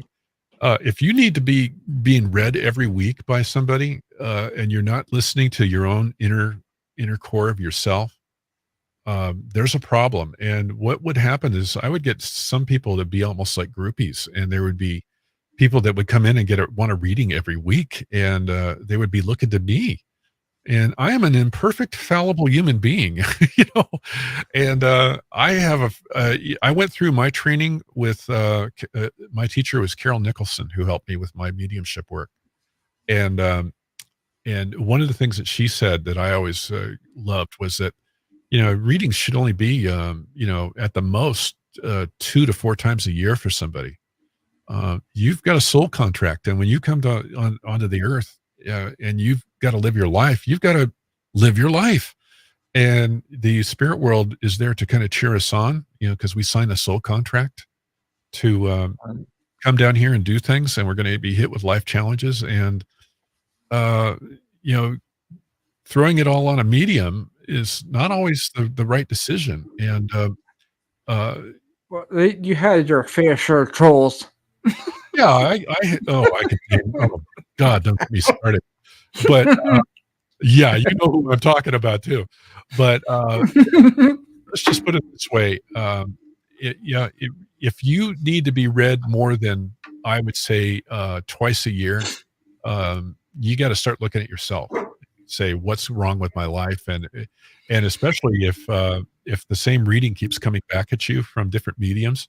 And generally, most mediums are pretty ethical people. There's some that are not so ethical, but most mediums are going to come through, and they're going to have somewhat the same messages for you, because the other side is trying to get your attention to get you to make changes in your life to fulfill that soul contract. And when you're doing that work, if you're really genuine as a medium, and you're really doing the work out of the love of your heart for the subject, and trying to deliver good messages, you're going to tell the truth to people. And sometimes it's stuff they don't want to hear. I saw a lot of stuff when I was on air with mediumship.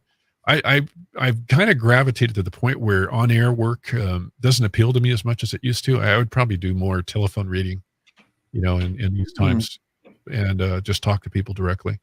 But I'm still considering all that. I mean, I'm still deciding what I want to do, with the mediumship work. But I do want to practice. So yeah, if somebody wants to talk to me, yeah, I could use the help doing some practice, and it's not going to be. I ain't going to charge anything for it for practice work. So yeah, have some fun with me. Yeah. So. Okay. Do you want to do the reverse one next? Yeah, go ahead and play. Which one? Which reverse one is it? Is Pioneer Celeste Sure Technique. Oh, is that the Now- one when I was sleeping? Says I heard myself recently capture Quest VP. They help you or they love you. Yeah, this was done this week. And Oh yeah. yeah, what happened was I've been going through in my book research, I've been going back through some of the old newsletters from the American Association of Electronic Voice Phenomena and Sarah Estep's work. And Sarah Estep, was literally she was like the center of the EVP universe in this country for many, many years. And she was experimenting with EVP while you were asleep. So I thought, well, why can't I do that? So I did this recording the other night. I stuck my little HP laptop down and I put Audacity on, and there's a timer mode. You can set Audacity to come on at a certain time, and you can tell it how long you want it to record for. So I just turned it loose at 2 a.m. to record for an hour. Well, I analyzed the EVP the other day, and I've got this EVP that came right on and said it's not a Class A, it's a Class B EVP, but but it's definitely a spirit voice. So if you want to play it, see what people think. Here you go. Try it again. Yes. Yeah, it's a male voice. I think it sounds like they help you, but yeah, we help you or we love you. It's Mm. subjective, and this is the part with EVP where it gets maddening. Some of the stuff you heard before is the kind of the cream of the crop. This is more, what you generally get. This is what discerns you, not a Class A, but a Class B. Yeah, it's Class B. Yeah. It's there's a lot of interpretation that goes on with this, but it's definitely not anything that would have been in my room other than me and my cat, other than a spirit popping by to say something. And I thought it was an amazing piece of evidence. But yeah, that's hot off the griddle. So, yeah. It was I think it was a good capture. Yeah. Here we got a bunch of them here, I guess. I'll pull them up, and you can see them on the screen, right? I'll pull them up. Yeah, I can see them when you pull them up. Okay. So All right. Go ahead. Yeah, I'm gonna grab you.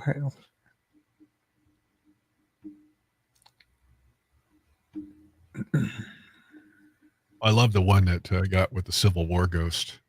We had actually Civil War detachments out here in California at one point during the Civil War. And I got this one that I love. It's on that list. Burn Yankee. Burn Yankee. Yeah, the first one you have here is called Guilty if it's going over the fence. Oh, yeah, guilty going over the fence.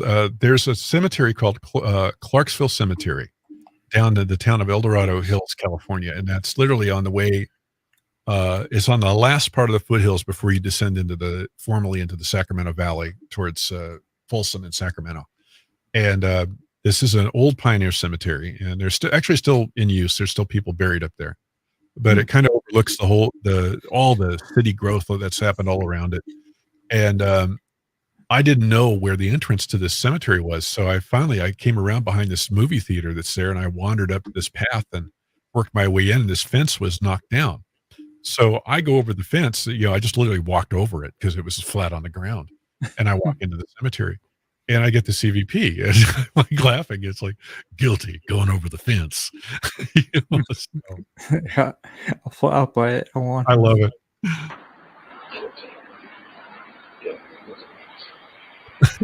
Yeah, I'll play it again. That's funny. Yeah, it's like a really good one. Oh, that's funny. Yeah, yeah.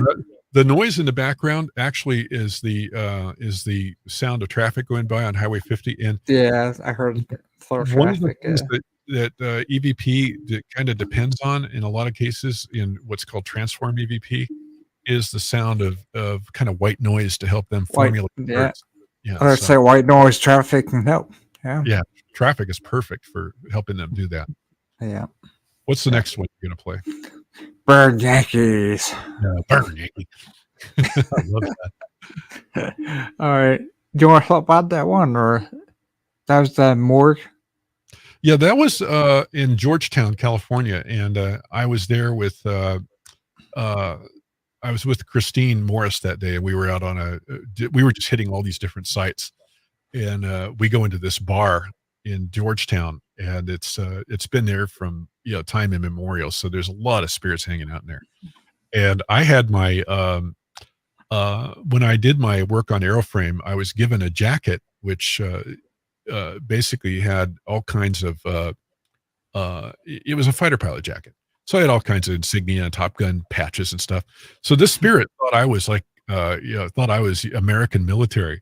So it's like burn Yankee, just like it all. And I'm like, that's the best EVP. I just love it. All right, I'll let. Oh man, burn Yankee. So again, that's funny. Oh my god, It's such a clear EVP. I mean, it is. and like, yeah, I'm gonna go set myself on fire. How dare I be in there? So it's funny. Oh yeah. Play it one more time. It's just too good. Yeah, I will. It's funny. That is just too good.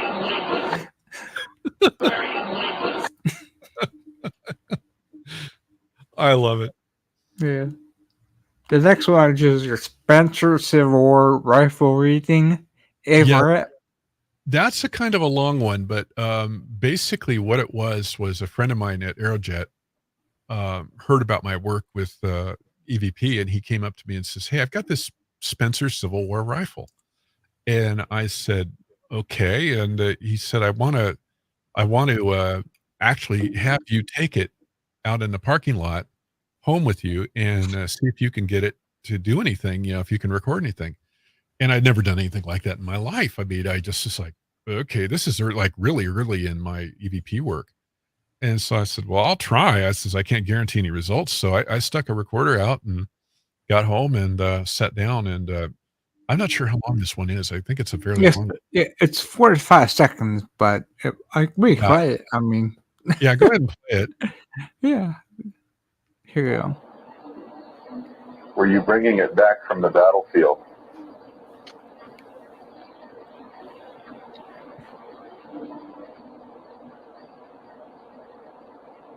Were you bringing bodies back? Or perhaps the body of someone that you were wanting to bring home to bury?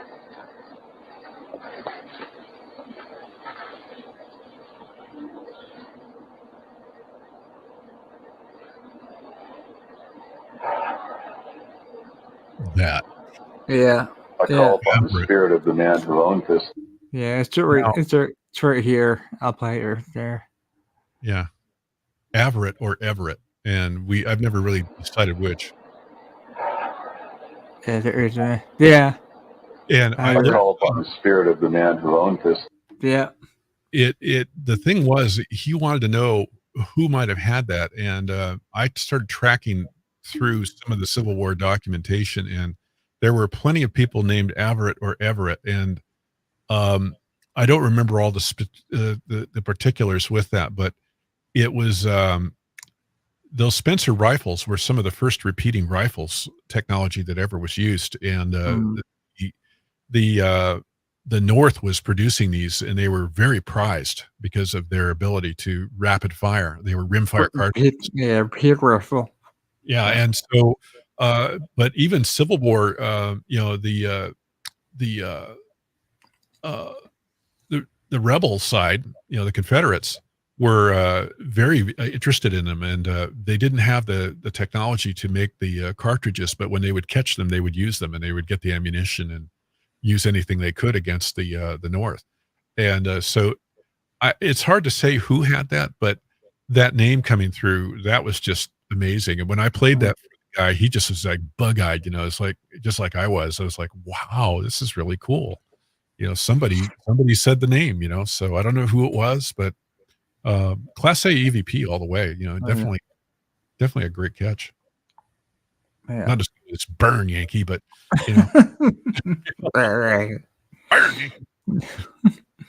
The next one is BLD House in Pilot Hill, California. Has to help me on. Trying to think of what that one was. Let me pull up that page.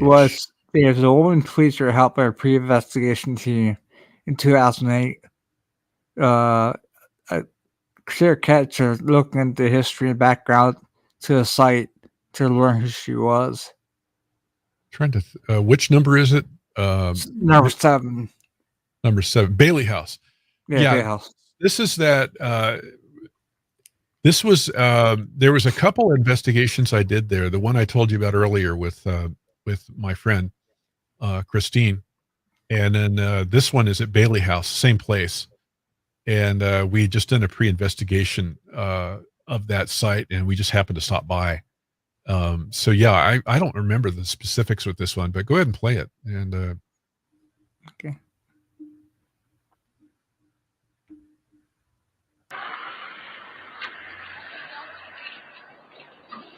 oh yeah, It's to help me here know.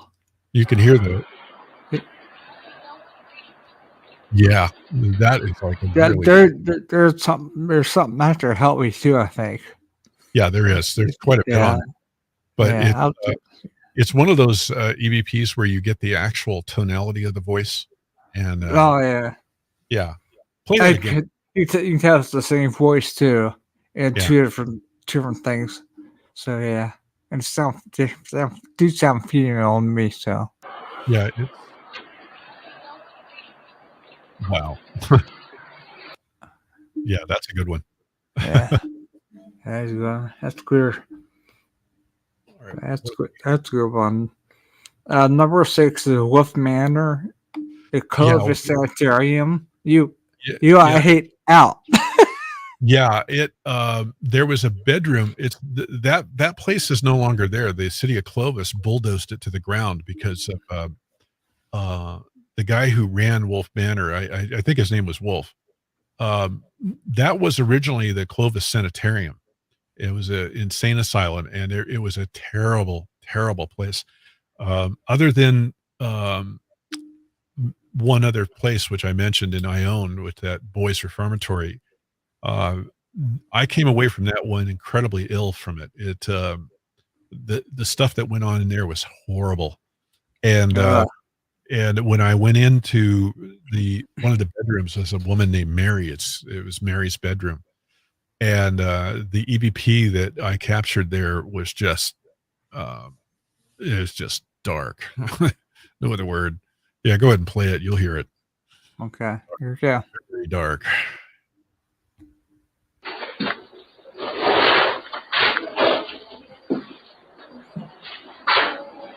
Yeah.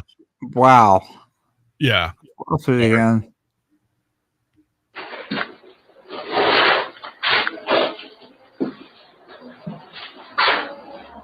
Wow. You out. Out. Yeah. Just commanding me to get the hell out of there. And trust me, I had no trouble leaving that facility. That there was a lot that went on that night. I got some other great EVPs. I worked with TAPS there for a while. They had Amy Bruni was there, and Irish guy. She's nice. Yeah, he was really cool. I loved working with him. He was super cool to me, and Amy was real cool. We did a lot of really neat work there, but I was ready to come home, and it took me about 3 days to start kind of feeling like myself again after that. It was so sad in there. And so I'm really glad that the city did take it down, because Dead Files did an episode where Amy, the medium from that show, went in, and she told Todd, I think his name was Todd Wolf.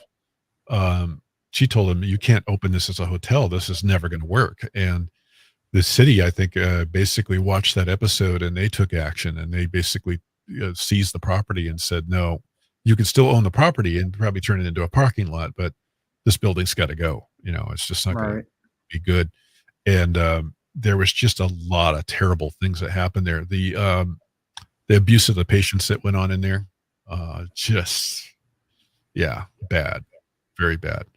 Um, my grandfather was a research neurosurgeon, and he ended up having a heart attack at the operating, and he had to quit neurosurgery, and he went into psychiatry, and he ran the DeWitt Mental Hospital. He was the lead doctor there for quite a few years before he died in 1962, and they did the same thing. The county did the same thing to that facility when they basically closed that. They went in and demolished it because it was that bad. And my grandfather died on the premises. He had a massive heart attack and died at his desk. And I've always wanted to go back and take a look at the county offices because they built county offices right on top of it. And I've always wondered just how haunted those offices are. Right. As a result of building right on top of that. But going in, I would recommend to people, if you're going to go into places like these with that kind of history, your health needs to be tip top shape. Don't go in if you're having upset in your life. If you're going through a divorce, you're going through some personal challenge, don't go to those places. Yeah, it's gonna rebound on you bad. So yeah, I went there 3 days for me to get over it. So yeah, it's I like going on investigations, but I be careful with some of those kind of places. Yeah. Right. There's positive places to go, like haunted ships, which generally have better ghosts. This next one's seems a little better. It's called Like Me. It's Fairplace Cemetery in California. Yeah, let me look at that. That's number 5. I don't remember that one. I haven't played that in a while. So yeah, let's just see what we get. Okay. Yeah. Okay. Here we go. You look like a likely person who would like to talk.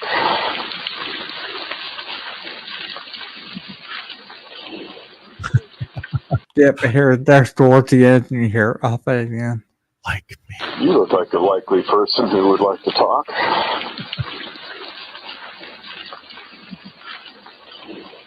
Yeah. Yeah, right towards the end, like me. Oh, I like that one.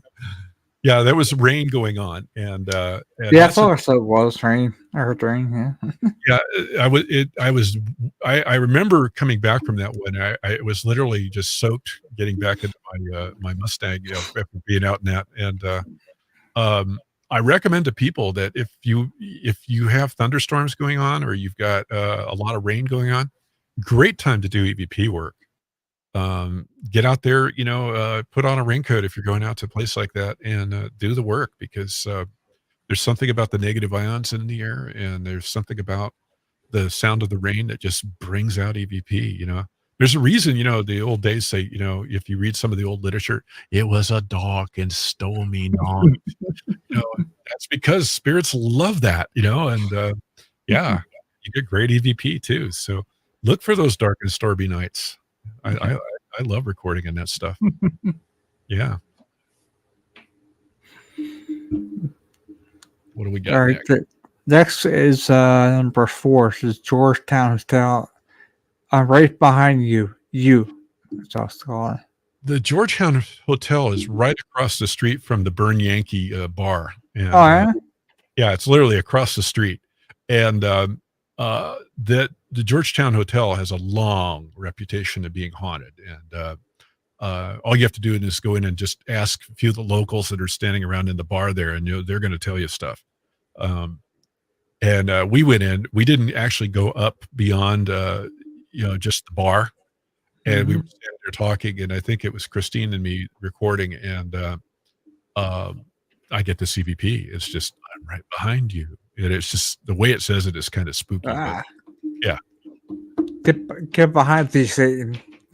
Yeah, it was daytime too. I mean, a lot of my best EVPs are daytime EVP. This one was broad daylight, so yeah. Yeah, see, a lot of people think you're in the game at night. You don't want. I mean, you go out, you go in there from day all the time. So, Yeah. Okay, here it is.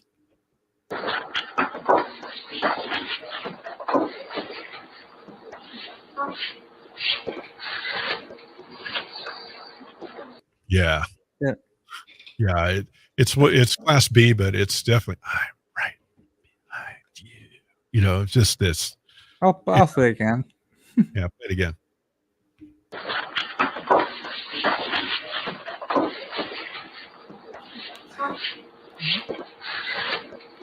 Yeah, I hear it.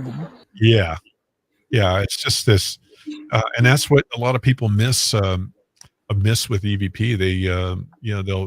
They're looking for the Class A, and you get these amazing captures and stuff like that. That just Well, escape people, you know. a lot of times because you're going through it and you just hear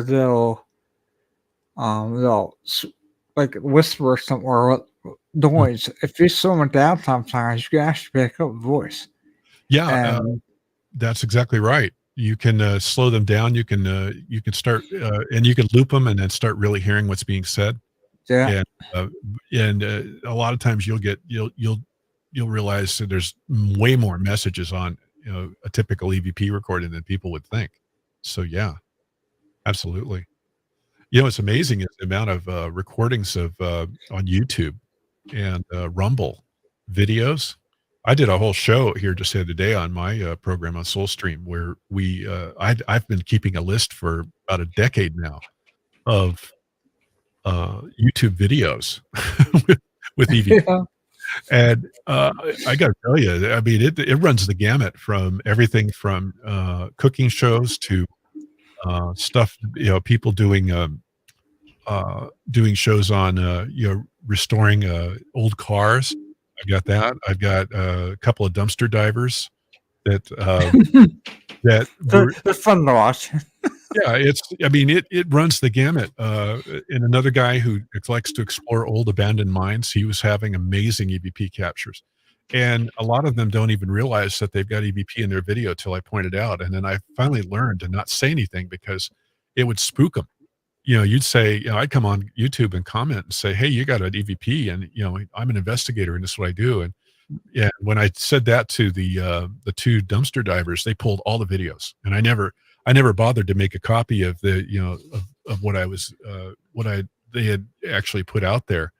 And this one, the guy's name is Steve. I won't say the rest of the name, but Steve, the dumpster diver, was standing up there and he's commenting, his wife is filming and he's commenting about how cold it suddenly got. It's summertime and he's going, it's really chill in there and it's cold. And then this amazing EVP happens and they're live broadcasting on YouTube. And, and I watch it later when it's just in regular playback mode. And here's this amazing EVP. And they never noticed that because they're not looking for it. And so there's just a ton of streaming EVP out there. People, if you hear this stuff, definitely send it to me because I put it on the list and then, I will play it on the show and, make an excerpt of it. But I'm building my list back up. I played on my show a decade's worth of my captures, and we did a couple of hours of that just to talk about, how these EVP form. But I've also like on some main shows.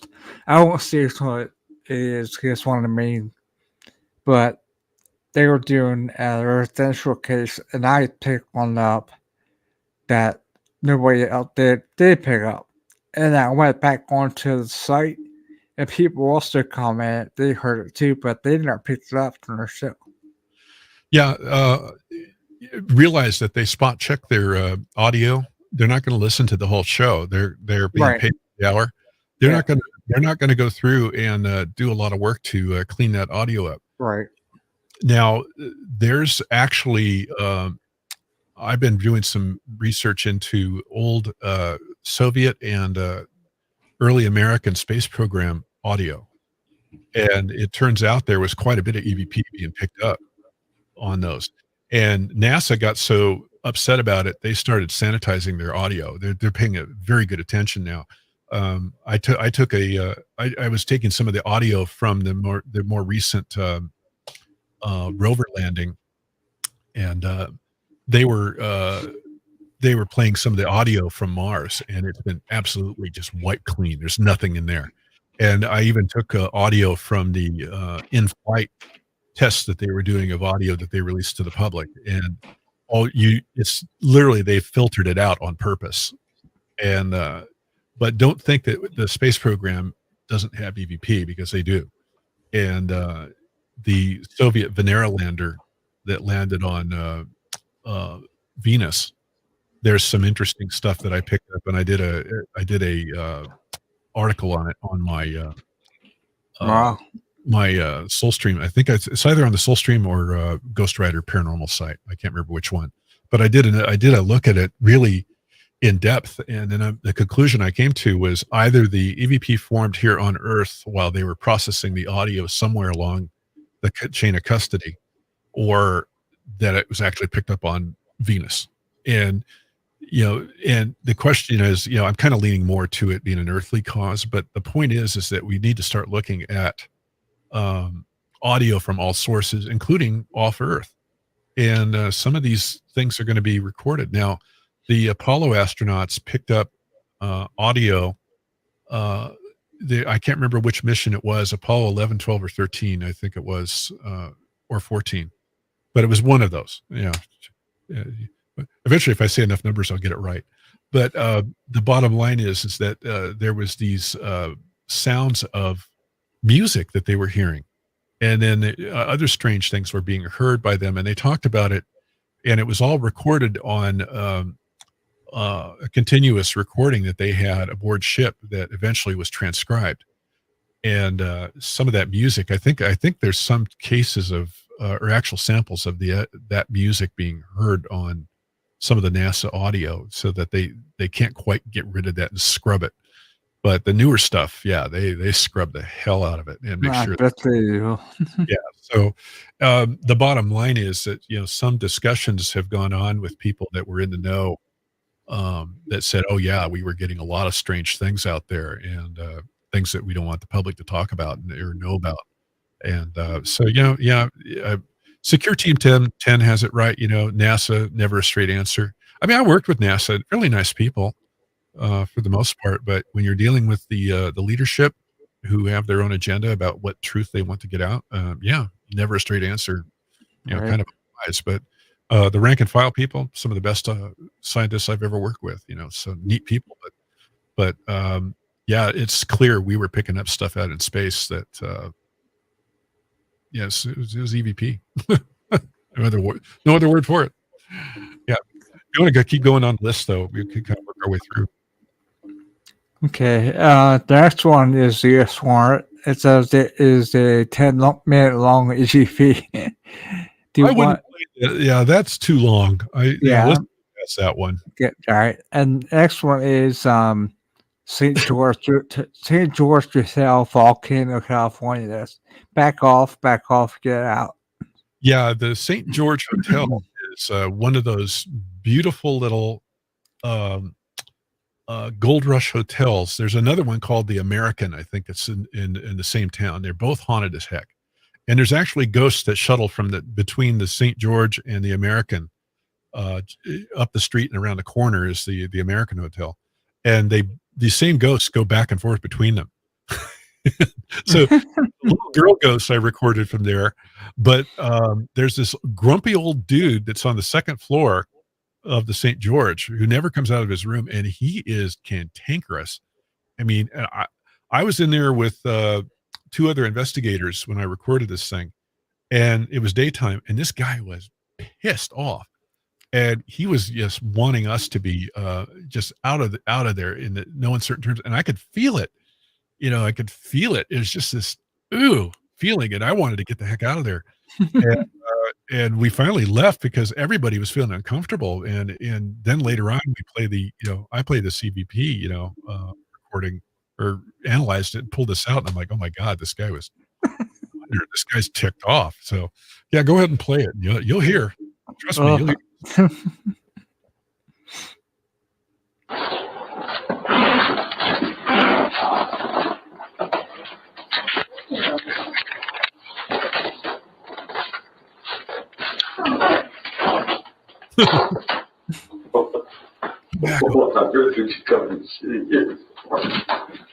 Now hear how my voice is It's kind of a strange little fun getaway, isn't it? Yeah. Oh my. We'll up it again. He was so energetic, he was breaking up my own voice on the recorder. Yeah, I heard that. I was I wondering. didn't even. There was no filtering going on. I did no audio processing of that. That's what you get. What you heard is what you get. I had that before one time too. I thought that was really that. And there we are, in Gettysburg. Yeah. On one, yeah. Play Okay, it. here we go.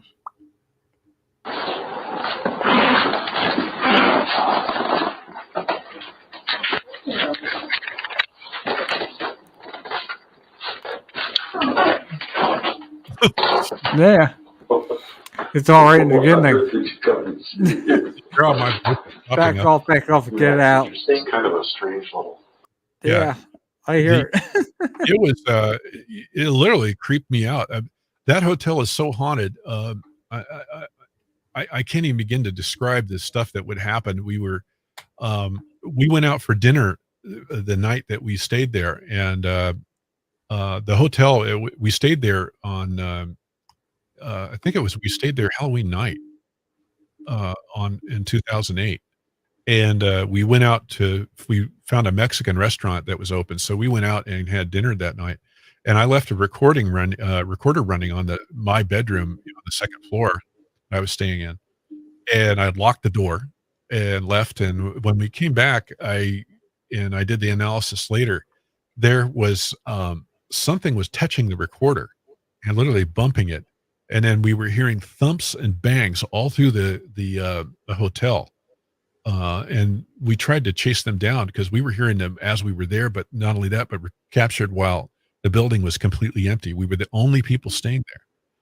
And it was just amazing, the stuff that was happening in there. But that old dude, he was ticked. Nah, His space. And I pity anybody that stays the night in that room because he will make your night a living hell. Let me tell you. Won't get much sleep. Yeah. So, yeah, what a character. But I've run into spirits like that. They just are very territorial. And, and now it's like, that was early before I really the whole bit of manners. But, that spirit's got to know it's a hotel. Right. Hotel. I mean, why are you? Why are you still here? Yeah, why are you carping about this? I mean, somebody needs to cross that dude over. I mean, he needs some help. He's to go. A great EVP. I mean, it's one of my. I count that in the top 10. That's just an awesome capture. But what a cantankerous dude. He's as bad as the other one at the Clovis Cemeterium. I hate out. Yeah. Yeah. You collect a lot of good ones every year, that's for sure. Yeah, and I've got a ton more. I mean, my I've redone my library, my EVP library, and I've got, I've been pulling them in. I had them scattered all over the place, and I finally got it all centralized, and I've got a managed library now. And so I'm kind of going through and reanalyzing old cases and with new tools and just a lot more experience. And there's a lot of new stuff that I'm finding on old cases. So, yeah, I just bought a 4 terabyte external drive, so I'm good to go. Yeah, I would recommend to people when they do EVP recording is to make sure that you have at least 2 places, where you've recorded your data to, and it had to have appropriate backup. And I write about that in the book I'm writing on EVP because it's mainly meant for people that are just getting into this and they don't know anything. And the idea is to get them introduced to just some real simple concepts of IT management for their libraries. I used to manage telemetry and 9-track tape libraries, 8mm tape libraries, all kinds of physical media. And so, I'm applying just, some of the basics of that stuff to help people with their EVP and paranormal data capture and how to manage it and not get burned, because I've got more friends that I've had tell me about loss of amazing stuff that they had on one single drive. And if anything that you hear tonight, if you don't remember anything else, just remember, back up your data. Make sure you've got copies of more than one copy of your paranormal data. It will get you, and then you will be crying because there's stuff I've had it happen to me. So, back when we first started, we had burned discs, and I used to have a whole bunch of discs of EVPs and Well, it's funny. The technology is almost here for quartz media, and quartz recording technology is so good that there's actually been um, there was a mission by NASA to take the entire Wikipedia library, and they recorded it onto quartz wafers, and it's on the moon now. Now the craft that was supposed to land intact, it crashed, and yet they said this stuff is so tough that it is likely sitting on the moon's surface completely intact. And they came up with a methodology of recording all that data it should last about 12 billion years. 12 wow. billion with a B. So our conventional technology that we record with is good for a hard drive has a death sentence on it from the day you Yeah. use it. And the same thing with DVD. DVD is basically degrading as fast as Yeah. you record it. You may get 4 to 10 years out of it, and you got to re-record it. Mhm. Someday we're going to very soon we'll all have the ability to record on quartz media, and then it's just a matter of duplicate it and spread it out geographically, and you won't lose data. Right. So, but until then, you're kind of stuck with doing it the old-fashioned way, which is managing it and paying attention to it. So, yeah, I recommend people who record EVP pay attention to your data. You don't want to lose it. You worked hard to get it, so you don't want Yeah. to and put it out. Yeah. Get it out in the cloud. The really good stuff, put out in the cloud. Put it out on websites like what I've done. And because I got hit with a very recent near disaster, and it's kind of made me rethink everything and get it all centralized, and then go through and clean everything up. But I lost about 10% of my data, and it happened to me, even with all my knowledge, and it just creeps up on you, and you don't want that to happen. So yeah, if you got 4 terabytes, save up for another one and back up to that too. From a professional. So yeah. Yeah. Anyway, are there any other? I don't think we've got any more to play. We already did the Shingle Springs boy one, didn't we? Yeah, I did that one. I think it was the last one you gave me. Yeah, that I these are all like the old ones, and I'm going through. There's a bunch of stuff I didn't release, and so I will get them. Because I had cases right up to 2019 before the whole Ovid thing happened, and I've just got so much more that I haven't released. And I should have been putting it out there, but I've got a ton of it. There's really good stuff. But these are some great recordings, from the early days. Oh yeah, they were. Yep. So, but God, thank you for having me on. Oh, it's been a blast, dude. Let's get have you on again, that's for sure. Well, I had a ball. Well, I've had a ball too, and again, if anybody wants to reach me, just Facebook me, at Soulstream Radio, Facebook.com/Soulstream Radio, and then and my show's on every week on Twitch. I'm on every Saturday night, 9 p.m. Pacific, for a couple hours. So we always It's midnight here. It's midnight here. For me out the east end. It's midnight. Yeah, it's kind of why I came up with midnight in the Sierras. I kind of threw that out there. It is midnight at the time I'm on. This is for the East Coaster, midnight in Sierras. Yeah, but we take our show too, and I podcast that. I take the audio and extract it from the Twitch show, and then I think the terms of service are 24 hours, and then you can take the audio or video and rebroadcast that on another platform. But I take the audio and stream that out as podcast, and keep it going. But I love broadcasting on Twitch. The mighty Twitch, great place with to. With StreamYard, it actually records audio and video. So I already have a file after this. Out. Yeah, it's kind of funny. We've all worked out our different ways of getting it out there. I used to do the stuff on Blog Talk, but it's just things have changed, so much from the Blog Talk days. And I'm basically getting ready to basically do my last show on Blog Talk. This Saturday, I'm going to do that at 6 o'clock, and that'll be my final show. And I'm shutting down that account. I've moved everything over to my own server and all that, all the old shows, because I had like 300 plus shows. I mean, I've been doing this a while, So, yeah, I've had all those shows. I mean, just I've been really working hard on getting that converted. But yeah, it's so much better. I really like the Twitch platform, and I'm using Buzzsprout is my provider for my Oh, hosting okay. distribution. But Uh, but I it's use Anchor. yeah, they're all of them are, And it sends out the Spotify, almost Spotify on Amazon Music. I'm yeah, on that's whole yeah. bunch of them. So Yeah, it's just they do a really great job distributing it, and you don't mhm. have to do all that work. And I didn't have Yeah. that Blog Talk, so I wish them well. But yeah, I'm moving on to this because it opened up everything for me, and um, I love being on Twitch because it just makes it so easy. And you get a young audience, and they see who's that old dude talking about ghosts, There was, there, Yeah, it's not, I still got so my hair though.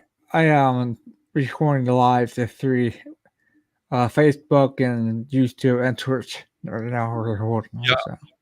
I love that part about what you're doing. I'm going to have to look at that because I love the Twitch though, because just doing this, it's simple for me. I like things simple, but I'll have to take a look at what your provider does for you with that. But yeah, I was surprised when I first saw you recording this show, and I'm like, going, wait a minute, he's on Facebook. Wait a minute, he's on YouTube. Wait a minute, he's over here on Twitch too. How many places does this guy broadcast? How the hell do he do that? Yeah, I didn't do that. So. Yeah, and there's just a ton. There's so much to learn, you do I this, don't know. and you think every time I think I know a little bit, I find out how much I don't, and that's the whole point with even the paranormal work. You think you Right. really understand things. When I started writing the book, here 2 months ago, I was taking a lot of stuff I'd already written and kind of the idea was, I'll do a quick and dirty 100-page book, and I'll be in and out, and I'll have it on Amazon and have it done by June. It's like that chance not working out Right. for me at all. And I found out everything I knew about EVP and the spirit world. I've been going through like a major revolution in my thinking. So, I've got a lot of field experience, but a lot of the theoretical knowledge and the foundation of EVP and the history, I thought I knew, not even close to right. So it's Yeah. Actually, I think that this is episode 41. I think now. Well, is that for I'll you? get the bit. Yeah, get the better. Yeah, 300. I did 300 and gosh, I think I did 318 or 319 shows on Blog Talk, and then I've got another, 20 or 30, I think, on Twitch so far. And yeah, but but I've worked out this pattern, and it's working great. So, but my friend Kathy Bradshaw, I think you probably heard of her. Kathy Bradshaw and Blog Talk, she did 1,500 shows. I mean, you want to talk about, she was experienced. She died in 2015, but they kept the show going too for a little while. But the terrible thing was that when she died, the account went inactive, and Blog Talk purged all the shows. And so we've only saved a portion of them. I'm trying to help get as many back as we can. Oh, But yeah, they literally purged them, and so many of these shows go, with all this great EVP and paranormal guests and all that stuff goes by the wayside. And the only thing I can recommend to other show hosts is archive your work, because it can go so quick. It'll be gone before you know it. And we've saved, I think, about 100 and some odd of Kathy's shows out of the 1,500. So there's a huge. But she actually came through on one of my EVPs the other day, which I did not provide for you, but I was doing some of my EVP work here in studio. We do weekly EVP captures with something called Big Circle. And the whole thing behind Big Circle is there was a real golden age of EVP going on, where a woman named Martha Copeland, who I've just actually made her acquaintance, and she's a really big figure in EVP history. Her daughter was killed in a car accident, and Oh, the daughter began coming through for her cousin on a computer, and Martha found out about it and started getting into this very seriously, and started hanging out with Sarah Estep, and the rest was history. But the daughter said they were asking her basically through EVP, who are you working with on the other side? And she says, Big Circle. And so what that ended up happening was there was a big circle movement on this side of the veil, and people began recording every, I think, first and third Thursdays at 8 o'clock their local time, 8 p.m. local time. And they would begin 3 to 5 minutes of EVP recording. And I've been doing that, but we've been doing it once a week. It just seems to work better, although I missed last week for various reasons. But generally every week we record at the same time. And the spirit world, if they see you're dedicated, they're going to start coming in and working with you. And but I think it was the second week I was doing Big Circle, I recorded, and Kathy came through. And she, in her typical good humored voice, I can't remember what it was she said, but she said something very humorous. I just can't remember what it was. But but it was basically that she was encouraging me to keep recording, and and she was there. If you can actually hear her talking on to her husband, because she was involved in EVP with all these big hitters. If you go out on 1-800-heaven.org, that's Deborah Caruso's old website. And Debbie Caruso was another major EVP player. And she had a lot of stuff. There's another site called listentothisforme.com. And she died in 2010 of cancer, and her websites went inactive. And I actually restored them along with Debbie. Debbie Wells helped me get those sites back, and good job, Dave. Thanks. Yeah, I'm hosting them out of my own pocket to keep her memory alive. But there's stuff that Kathy did with her husband, who had passed in his age. He was in his 50s when he died of, I think, a heart attack, and there's stuff of her doing work with him. So there's just this huge body of history, that I've been working with, and it's kind of stimulated me to write the book, because I really thought I knew EVP and thought I had something to say, and then I find out, wow, there's so many people who've been ahead of me. It's like I've got a few original ideas of my own that I'm putting into the book, but my God, the stuff that, and if you start talking to some of these people that I'm a big believer in, 80% of life is showing up, and I just to show up in these people's inbox. They start talking to me, and it's kind of funny. And then they start sharing stories, Michael Esposito telling me stuff about EVP that I had no idea of anything about. And so that's what's all going into the book, is to try to kind of show these new lights on things that people never heard. But spirit world, I'll say this, if there's any big lesson I picked up along the way, it's that the spirit world is trying very hard to get across to us that there is no death. That when we die, all we are doing is just evacuating this vessel. It's like an old coat we take off, and we go on to the next, to the next phase of existence. And that's the true world. That's the true, real others. The other side is the real world. We're living in a facsimile world, if you will, and we're playing with certain blinders and limitations that challenge us to develop parts of ourselves, and then we go back and see how we did. And there's no judgment other than us judging ourselves when we get there. And the ones that are there are trying to help us along. They see us, and they see us needing encouragement when we face our challenges. And that's the part to me that's beautiful about it, because it's just this amazing support that goes on from that side. And there's a lot of love, from that side. So if anything, you heard in any of these voices, even the cantankerous ghost telling me, get out, it's that, they're the ones that stick around.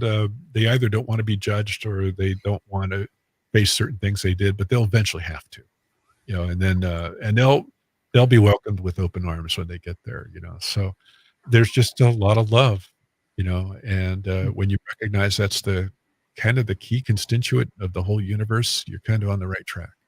So that's Jon Almada's 2 cents. That's what I think. Yeah. Debbie said that she was saying, "You are making me giggle." Oh, really? I guess what she said was, Oh yeah. I didn't realize she just was posting to me. She said, "A spirit just walked past the end of my bed. Wow, still listening. You're wrapping up." A spirit walked by. She's got an incredibly haunted home. She told her 2 boys are they have autism, and their 2 grandsons, and they are able to see spirits. Oh my God, the stuff that hangs out at that house. Let me tell you. But yeah, we all have. Actually, Debbie said that there's Kathy who said that. You're making me giggle. Oh yeah. Oh, that was it. Yeah. Yeah. Kathy said that. That's right. Yeah. That's what she's making me giggle, and that's the part that just made me, because she would say stuff like that. She'd either say, "You're making me giggle," or she'd say, when I was being a bit of a smart aleck, she'd go, "Bless your heart." I mean, she was from Virginia, and you talk to some old school Virginia people. Bless your heart, you're being an idiot. That's what you're being. You're saying it that way. Bless your heart. Yeah. Oh my God. I don't know. I mean, there's so many ghosts all over. Yeah. When I worked at Aerojet, I would have ghosts walk by. In the workplace. I mean, I watched a shadow person once walk right through the conference we were in the middle of, and everybody looked at my face because my mouth flew open. This shadow comes walking through in the middle of a 3:00 meeting on a Monday, and I'm like, what the hell? And then they asked me, what's wrong? And I said, oh, I'm just having back trouble. Yeah, I just saw a friggin' giant shadow person go walking by, man. It freaked me out. But, yeah. I never have figured out shadow people. I don't get the shadow bit, but some people are scared of them. Me, the one that was in my house seemed friendly enough, and it touched my hand. I don't know what to make of it, but bottom line to DVP, going back to that, it's just cool that they will leave these messages. I mean, the drill. I mean, you've recorded thousands of them. Yeah. Yeah. It's just, most of them are going to be these positive things, just to know they're there, man. And they're watching. And they're watching you. They're watching you when you have your coffee and you're cursing. Yeah. So can't wait to get to our investigation in August. What investigation are you going to be doing? Wouldn't that Post-Town Elementary School? Mm-hmm. That's actually on my birthday we're going. We did a whole weekend there. So that sounds like it's going to be good. You going to live broadcast it or what? We'll probably chime in if we get it out because it's easy to go out, and we did it already before last year, and that's where you got that ball video I showed you. Yeah.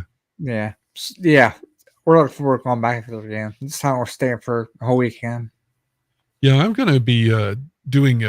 There's an old haunted hotel that's down near Coloma that burned down back in 2015.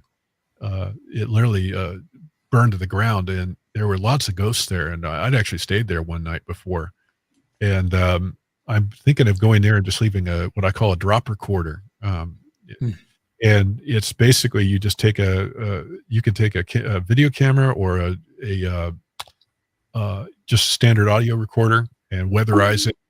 I like to insulate them with styrofoam, and then you just spray paint it with camouflage colors, the styrofoam, and then you go stick it out in a place where it won't get wet, and you just leave it there overnight and come back and get it the next day. And I've gotten some amazing stuff with that.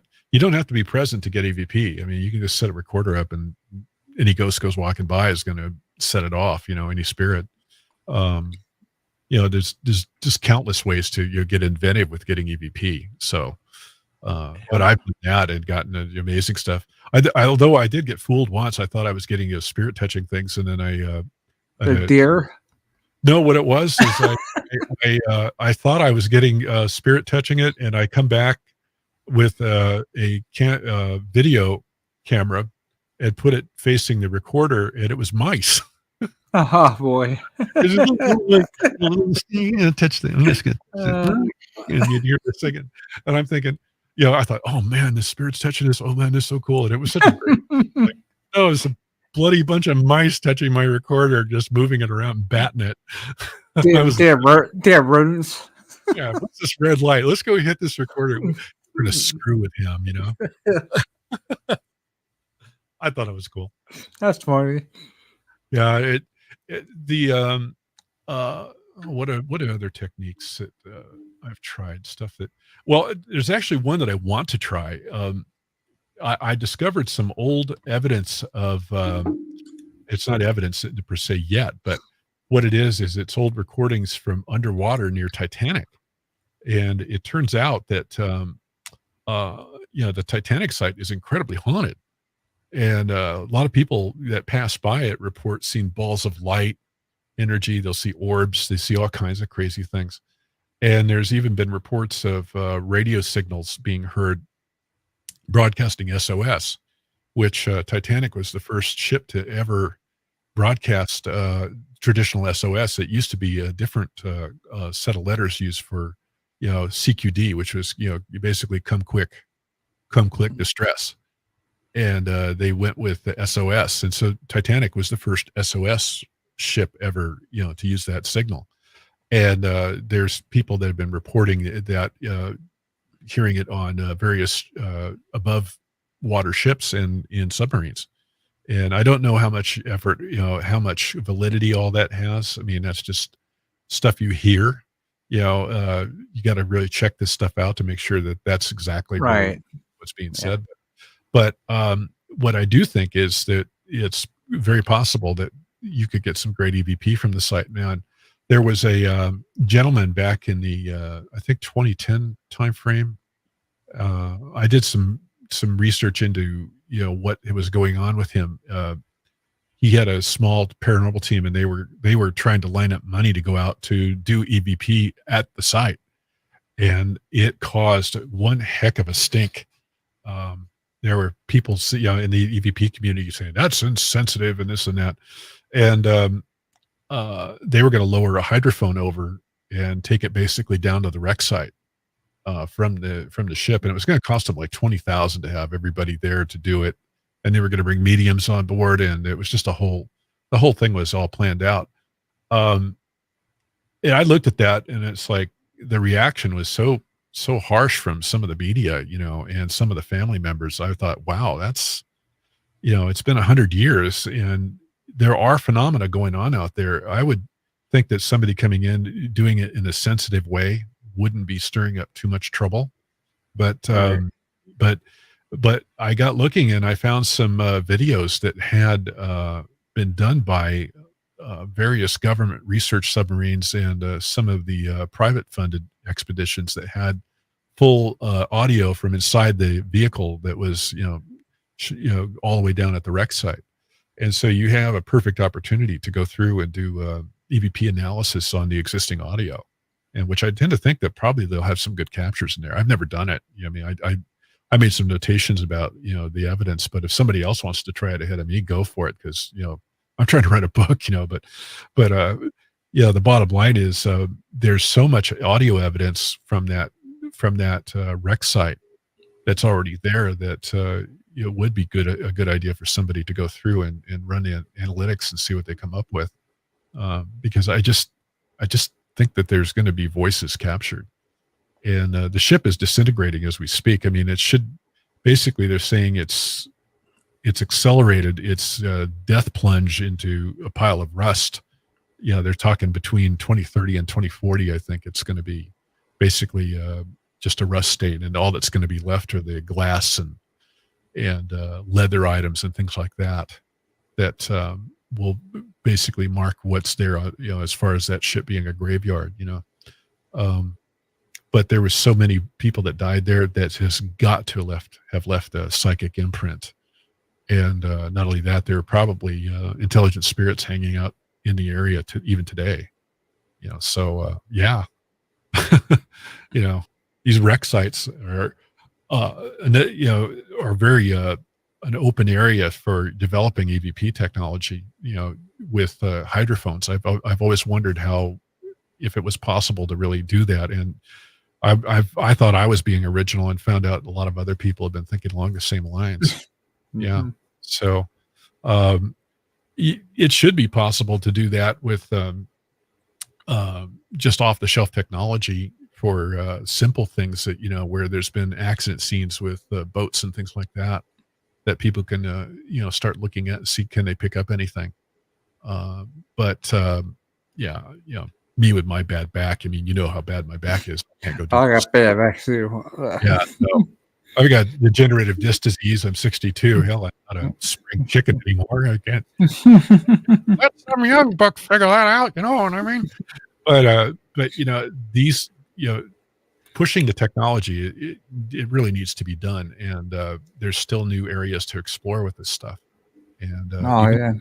but EVP has a bright future ahead of it if people just keep going with it and ignore the scientists, because they don't really give a damn. Anyway, they don't want to talk about this. Well, we'll just No. merrily away and keep producing the evidence until we have like an ocean. It's so deep that you can't ignore it anymore. But yeah, Right. yeah.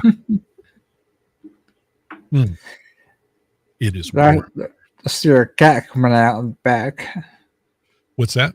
Your cat behind Jake's. Oh, that's my kitty Sheila. Oh, What are you yeah. here? Hello. There's my little girl. Are you? Oh, you want? Well, I already fed you dinner, and I gave you a whole bunch of extra treats. Yeah. I give her treats in her dinner. She started insisting that I give her the little chicken flavored treats. So I mashed that in for her. Now she's just like she's the queen. Oh. She's my little. She's a calico, called a diluted calico, and I got her 3 years ago. She was at the shelter just as a little teeny kitten. She used to be just this little big thing, and she fit in. Oh. And now she runs the whole house. Are you looking at me?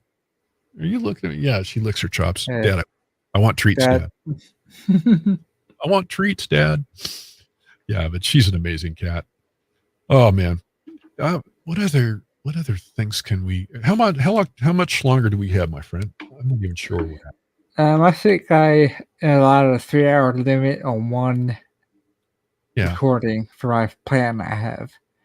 Let's see. So, what other stuff can I think of that I'm writing about?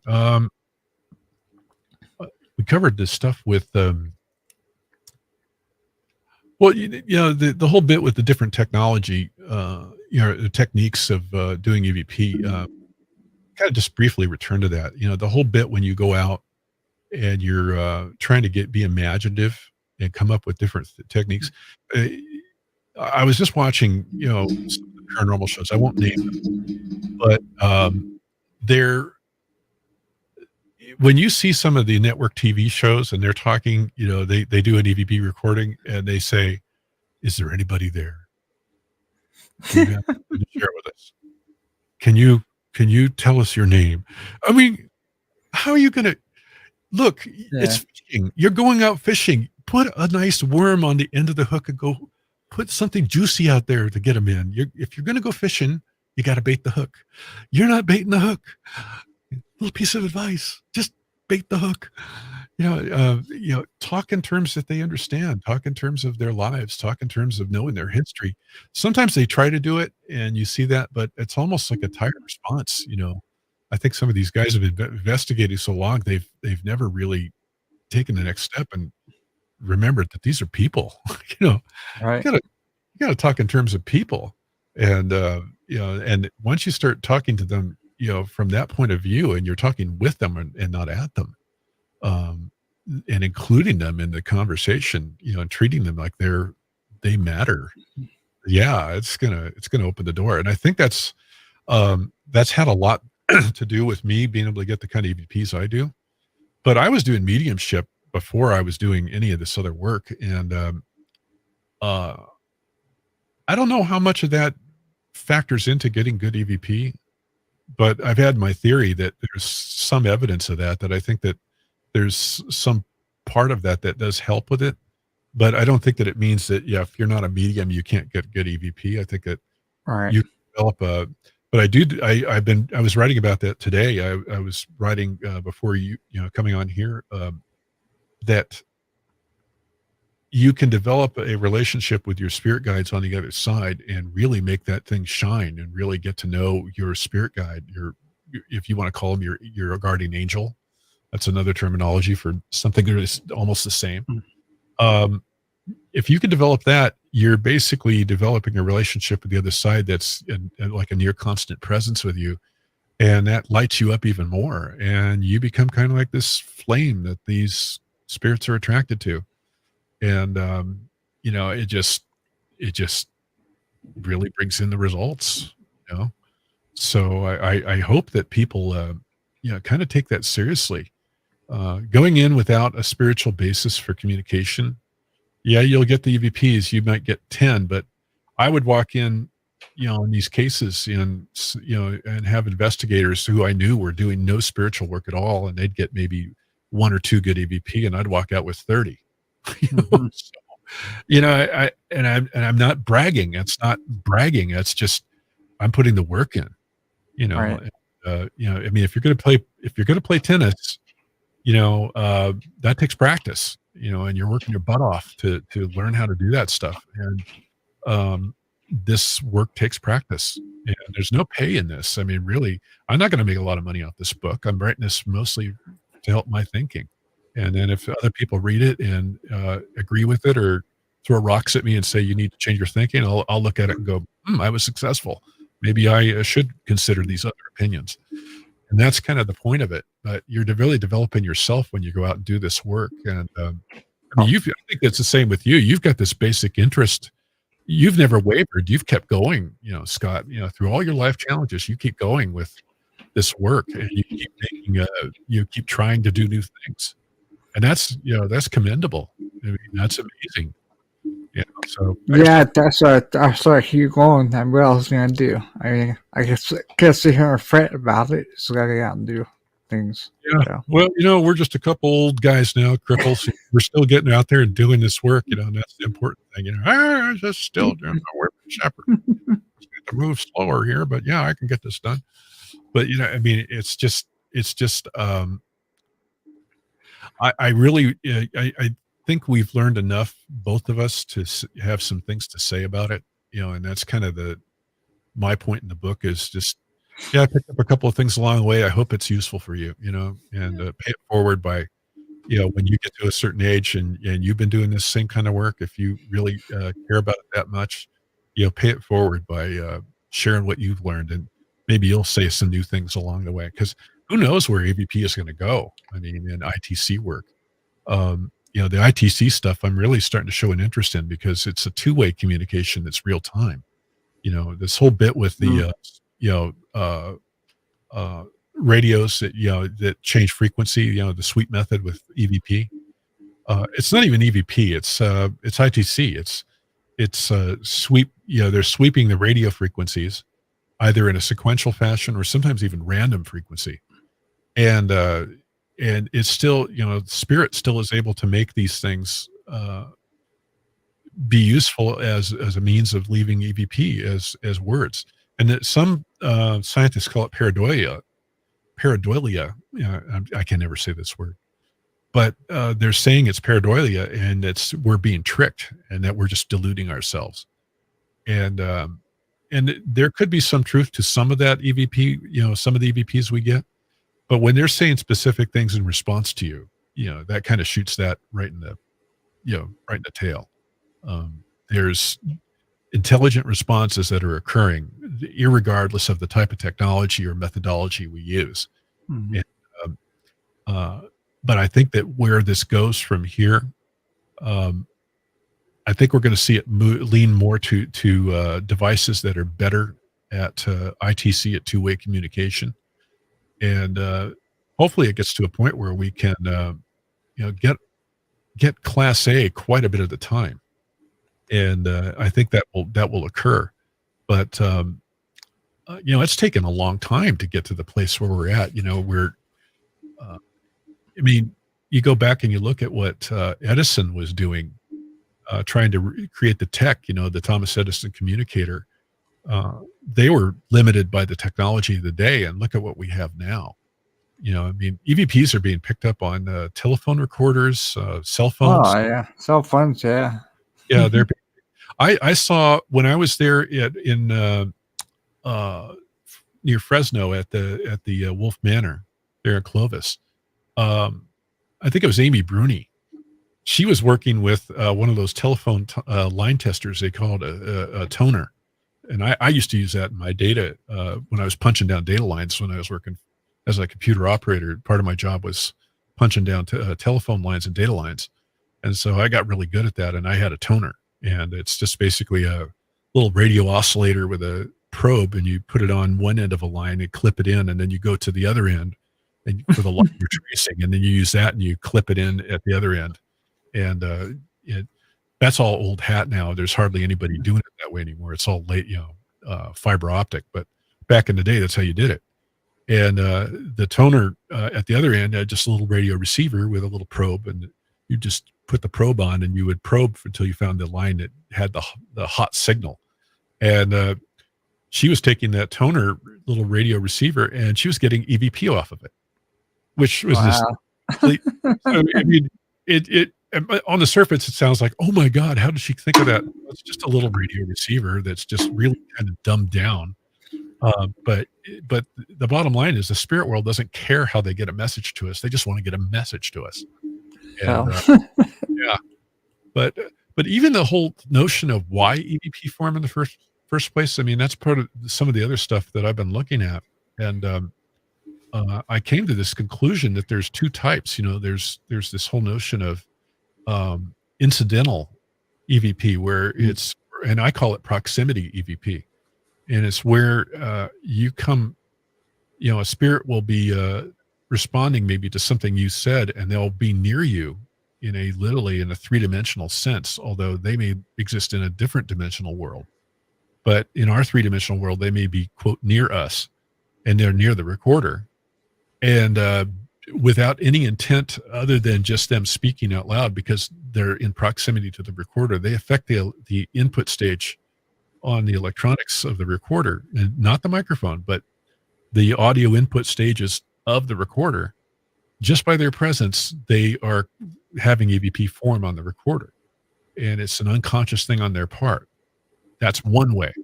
The other way that EVP can form as a form of directed or intentional EVP, which is they have the ability to select a recorder and say, I'm going to leave you a message here. And we never know quite what that's going to be. The type of method they're using. Is it going to be incidental, proximity EVP, or is it going to be intentional? And it may be that those definitions are going to get thrown out down the road, but that's kind of what I came up with on my own, because I couldn't find anybody talking about that. Right. There's some stuff AEVP did, and Tom Butler, who runs A-Trans-C, which is what AEVP became. He talks a lot, but he's like an electrical engineer, and if you talk to electrical engineers enough, they speak a different language. And I'm just this ordinary, technical guy who tries to speak in plain English to people. So I'm looking at it, let's explain it to the mass audience kind of point of view, and without dumbing it down, but say it like you mean it kind of thing. And Tom is good with the theoretical knowledge, and he is extremely knowledgeable. I mean, I refer to his site all the time. Amazing fellow, but he speaks a different way. And but I believe though that that a lot of EVP, they're not even intending to talk to us, because there's some that that you'll do a recording, and I'm sure you've got EVP like this, where you recorded it and it's a couple of 2 or 3 or 4 spirits talking among themselves with no intention of saying anything to you, and you're picking it up. I mean, you got if you got that, then that's pretty supportive. There's some kind of mechanism going on that's unintentional. it wasn't like one of them reached out and said, I'm going to include them in on the party line. It's more like, they were just in the proximity and the recorder picked it up just because it could. And, and that's just a byproduct of their proximity to the machine. Still doesn't explain this whole thing with the, two recorders side by side, and Right. EVP only gets to one of them and it shows up in a different place on another if Right. it doesn't, because that's another weird aspect of their universe. I really, the thing that I keep hearing from the mediumship communities and from people who are doing, a lot of work with EVP and ITC is that time is different on their side. It's a completely different set of rules when they're over there, and they really have to struggle to, especially since they were human. They remember the old system, and they're suddenly back in this new original world they were from, and they've got to kind of make the juxtaposition, that they're dealing with these two different realities. So I think it's really hard on them too. They have to struggle and they have to come down to kind of lower their vibration to get to us, and who knows, I mean, it's going to be fun when I get to the other side and I can finally go, tell me all the stuff that I got right. I got wrong. How much of it was I screwed up on, man? I would love to know that, because I know they're probably laughing through their backside right now going, oh, he's so screwed up. Isn't he cute? Isn't he cute? Yeah. Bless your heart. Bless your heart. Bless your heart. You don't know Jack. Yeah, so I don't know. But it's the mechanism by which they do the recording is intensely interesting how they do it. And when I look at the scientific community, their lack of recognition of this, that we're getting it on these devices is just astounding to me, because if we're getting it with consumer grade recorders, imagine what happens when you get a bunch of really first-rate minds together in a room with a good budget, a good R&D budget that could really do the right kind of science on this, because you could really take it to the next level. But I will say something that happened to me with my father, because I was having this discussion with him about 6 months before his massive stroke, and we were talking in 2006, and he was poking fun again at the paranormal work I was really looking into doing. And I said, well, what do you think? I mean, do you think this stuff is real or not? And he goes, oh, we know it's real. And he just right off the cuff, he says this. And here he is, Mr. Rocket Scientist. He does not, my father, just a quick sideline here. My father designed the service module main engine nozzle and combustion chamber on the Apollo service module main engine. It was the AJ10-137 engine. I mean, this guy's no dummy. But he worked on a lot of different kinds of programs. And he just says this thing to me, though, and says to me, that, oh, yeah, we know all about this stuff. And I go, well, what do you know? And he says, oh, it's all real. And we developed all the technology. I was part of a project that did that. We worked out a lot of how the whole system works. We did blah, blah, blah, blah, blah. And he's going on. And all of a sudden he gets this, suddenly realizes he just opened up about the wrong thing to the wrong guy. And I looked at my mouth is open, and he goes, you didn't hear any of that. And I said, what? You just dangled a damn whale in front of me on the end of the hook. You're telling me that I'm supposed to sit there, that it's all bullshit. And he just zipped his lip up and says, I got to go. And he just walks out of the room. And I'm like, holy, yeah, God. He was a frustrating human being sometimes. But I asked my mother about it later, because she says, yeah, he worked on that. He told me a little bit about it. And I says, he wasn't pulling my leg. And she goes, no. And I said, wow. So the powers that be know all about this stuff. They just don't want the public talking about it for various reasons. But it's clear there has been R&D work that's been done. They know quite a bit about it. If you take a look at Harry Potter, the Harry Potter movies, there's a lot said in there that's actually quite true. And this whole notion of the other world and being discovered, and the things that can kind of go, the rules of how things work there, and magic and all of that. Um, it's not far off the mark. There's a lot that's basically correct there. And I wouldn't call it a quote a wizarding world, but the notions of what we would define as quote magic, and the alternate realities and how things work on the other side. Remember the scene? I can't remember which episode or which book it was from, but in one of the movies they showed Harry and everybody going into a tent, the Weasleys, and they had this tent, and it was like small on the outside. You go in, and it's a palatial estate inside. Mm-hmm. And Star Trek does this too. They have a whole section with a spacecraft that's inside, the Enterprise D that they've pulled into the shuttle bay, and they go in, and there's a hatch inside this little small spaceship, and they go in, and it's this long hatch going down way farther than there possibly could be any, this ship could ever be. And yet it's there. It's this giant room inside, and there's all these different rooms, and it's, a lot of people call it hyperspace, and they talk about these hyperdimensional realities that have these seemingly three-dimensional quandaries we can't wrap our minds around, and that's a property of their universe. So a lot of what movies tell us are basically the powers that be are basically letting us know these realities do exist, but they're basically couching it in terms we understand and kind of talking down at us, like, you don't know anything, you guys. We're just going to believe it's all just wait to get here.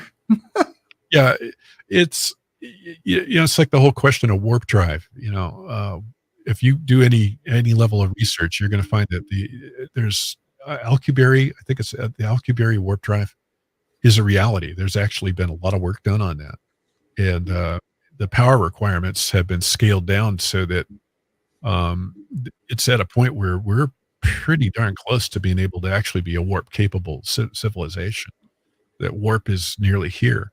The whole notion of chemical propulsion is so antiquated. It's funny. It's kind of like the whole notion of electrical systems that we use is ridiculous, because a lot of what Nikola Tesla was working on with regard to power systems are light years ahead of anything that we have even now. He was working with technology that he developed back in the late 1800s. He got done with developing AC power technology, realized that he found this whole new section of technology that no one had noticed before, and developed it. And he ended up ticking off the powers that be, because they didn't like that. They wanted it for themselves. But, the rest of us were all going to be stuck with this technology called alternating current technology they could stick a meter on and bill us for, Oh, yeah. Yeah, if you want to look for a rare book that's really hard to find, but there's PDF copies available. I'm trying to remember the name of it. It was something like Hidden Technologies of the Cold War, and I can't remember the author, but he basically writes about a lot of the things that we're running into today with energy shortages, and why things are the way they are, and what actually happened with Nikola Tesla, the real hidden history. When you find out about what he really got into, and the war with Marconi, everybody that hears the name Marconi thinks father of radio. Well, Marconi was not the father of radio. Marconi was he was very capable of copying other people's designs, and then saying that, making a few changes and saying, this is my design. And he literally had a court proceeding to have himself declared the father of radio, which Nikola Tesla showed up at and says, excuse me, I was doing this work far ahead of Marconi. Yeah. And Hello. Tesla was so far ahead that he had done radio ahead of everybody. He was working with what was basically called radionic energy, and he had developed this to a really fine degree, and it caused a big stink, because they couldn't figure out how he was trying to work to give the energy freely away to the entire human race. And there were those who wanted to profit from it that didn't want that out there. And their view prevailed. But there's a reason why all of Tesla's papers were grabbed uh, at the time he died. I mean, the FBI descended on that hotel he was in and grabbed every bit of paper, and because he didn't have any family, I think, and that was the end of that. They grabbed it all, and but this guy was so far ahead of his time. I think he was a bit ahead of Einstein, in his level of technical skill Yeah. and his ability to abstract. He said that he could see designs in his head and work it all out inside of his mind, and didn't really need to record it because he could build it just straight from his memory. He was that good. So you're Wow. dealing, but he was working right about the same time. He was having some really strange experiences with voices that were coming through on his equipment. Speaking of EVP, and he was recording some things that were amazing. And I actually have some stuff on this in the book that I'm talking about, with links to the that you can actually build your own versions of his devices and hear some of this same stuff for yourself and decide for yourself. So I'm trying to pass on this information to say, you might want to take a listen to some of this. It's kind of strange stuff. And but he was saying he was getting definite voices, and some were actually communicating to him. And so Wow. him and Edison were both right about the same time in history. They were the two brightest minds of their day that these intelligences were picking to try to kind of kickstart the whole communication between the realms kind of thing. And they go where the minds are that are open to their input. And you tracing this history has just been something to see, because there was guys like Attila von Zazele and Raymond Bayless were a couple that were guys that were working on this stuff in Los Angeles in the 1950s, and they started getting really good EVP results in their work in this laboratory, and they published it in a little known journal of parapsychology research, and they were the first to really document real EVP. And then there was this other guy named Jurgensen, Friedrich Jurgensen. He's the guy everybody says recorded EVP first. No, he was just one in a line of many as the other side was developing this all for us to start learning from. And what ended up happening was he was recording voices in the forest of he was trying to record bird songs, and he ends up recording voices, including one that from his mother saying his pet name for her. And so he completely, he was a well-known artist, and and very well known in the European royalty community, and people of any import, knew who he was. And he switched it all around and went into recording the voices, and then he gave press conferences. But he didn't have the scientific background. And he ended up writing a book, though, about it, and it ended up being noticed by a Latvian scientist who is named Konstantin Radive. And him and his wife was a very well-known writer. And so he got into it, and it opened up everything. And that's how EVP really came to be. Was Konstantin Radive was doing the work, and him and Jurgensen worked together for a time, and then they had some disagreements, and they kind of split off and went their separate ways. And but it was Radive who wrote a book called Breakthrough, and what that book did, it really set the whole establishment on fire in Germany. And there was a interest in translating it to English, and he went to a small recording house or publishing firm. It was actually a guy that was in Germany. I'm trying to remember the guy's name. Colin Smythe, who's still alive to this day. I've actually just written him a letter trying to get some information from him. But Colin Smythe was at this book fair, and here comes Konstantin Radive and saying, "You want to publish my book?" And he gets looking at it and started reading it, and then decided to publish it in English in in London, England, and the vice, no, who was it? The deputy prime minister stepped in and said, "You will not publish this book," and caused a big stink and said, "If you're going to publish it, you have to run it through the science community and recording community here to prove it's genuine." And you want to talk about censorship, and it ended up that they brought in the best engineers that they could possibly do. I think an outfit called Pi Records comes to mind. I've got this all written down, so I'm reciting from memory.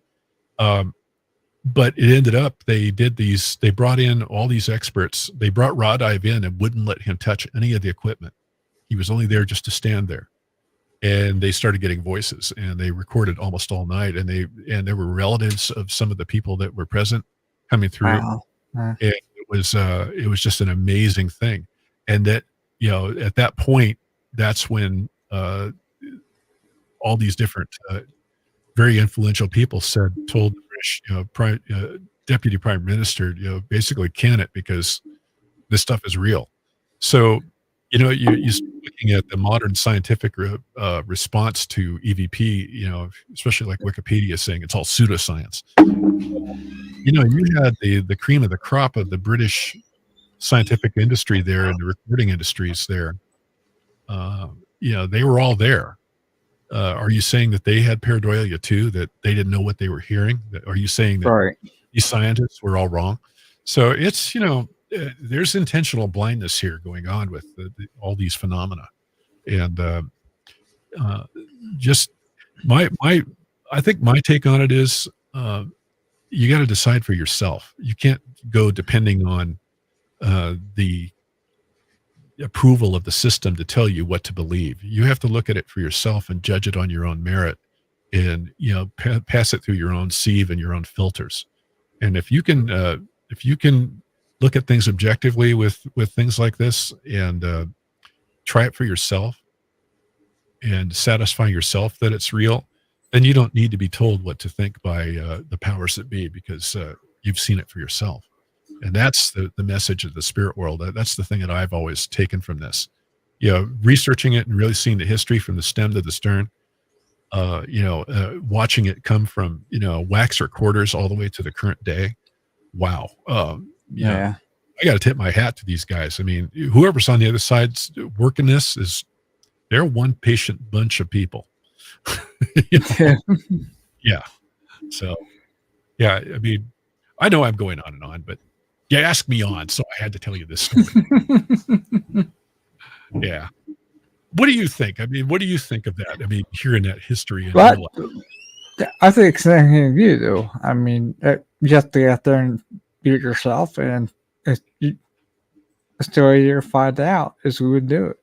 So When I first started, I started, I was seeing spirits, I was having experiences with them, and when I'm going to be honest, when I saw ghost hunters for the first time, I was like enthralled. And I realized they're using cheap recorders. There's no way this can work. yeah, I just thought this is all BS, just like my father did. I thought, I'm just going to prove it wrong. I'll go spend $60 on a recorder. Then I go out and I do a few expeditions, and I end up with, the little boy voice, and I end up with William Palmer's voice. And I'm like, holy crap, this stuff is real. And even though I knew spirits were real, I mean, I just didn't think that they could affect our electronics so easily, but they do. yeah.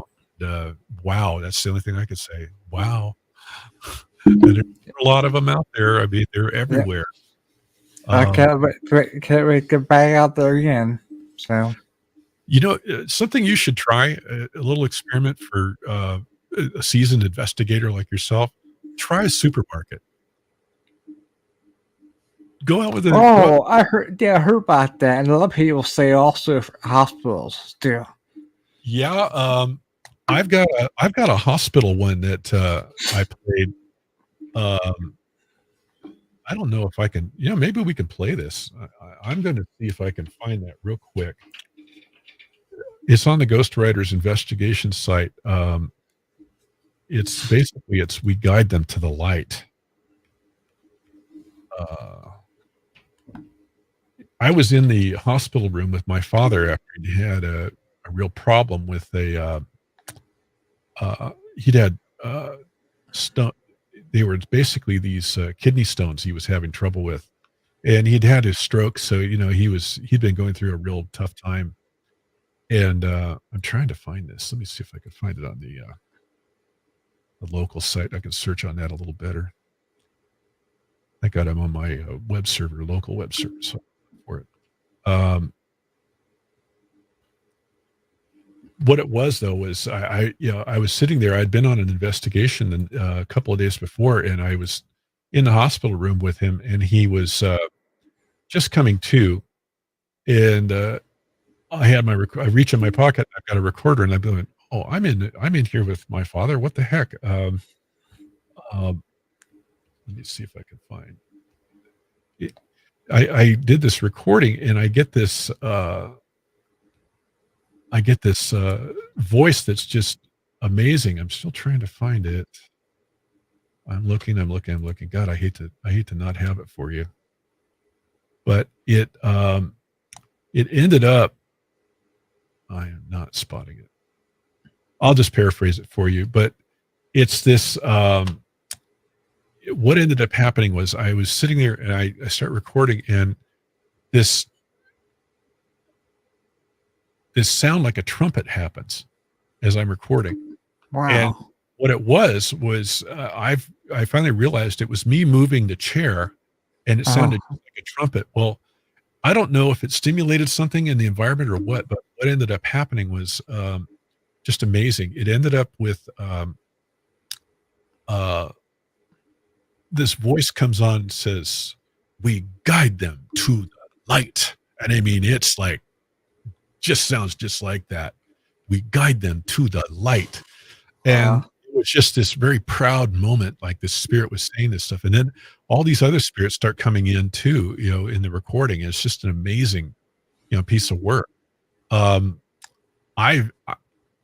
just blew me away. I did not realize there were that many spirits in hospitals, but Ghost Whisperer got it right. I mean, hospitals are chock-a-block full. I mean, have you recorded in a hospital? No, I have. I heard something. I saw some YouTube videos a couple of years back on that. Yeah. I'm just trying to find that. It's like guide them. I'm trying to find if I can find this for you, because it's just too good to. It's just too good to miss. This was from. Do you know what year it was? Or we guide them to the light. I mean, I'm trying to find this now that here it is. I am going to send this to you. Let me get it. I found it on the local site. I had to remember. Yep, it's there. So I'm going to throw this on Facebook for you. And you should see it. Mm-hmm. It's called Hospital Angel Guides. And this happened May 2nd of 2009. And I kind of told the whole story there with my dad's seizures and stuff. Actually, I guide them to the peace. I always confuse it with that. I guide them to the peace. And I've got the full. So if you want to play it, there's also some other EVPs from that same set down below. If you want to play some of these, I'm willing to go through those with you. Okay. But you'll be looking at me going, how the hell did you get all this? Just tried it out. 80% of life is showing up. That's my big role. Here we go.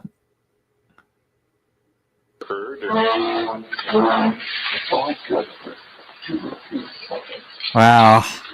Yeah. Isn't that cool? I mean,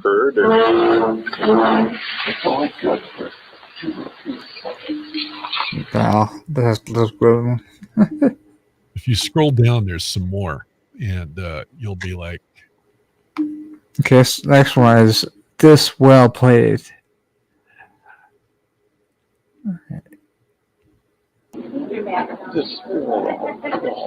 Wow. This well played. Oh my God. She sounds just like that woman in Poltergeist. This house is clean. Yeah. Yeah. That's Play that yeah. again. It's too good. I mean, the way she's so proud of herself.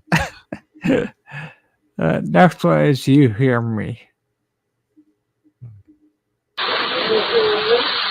Yeah, that's Yeah. pretty clear. Yeah, You Hear Me.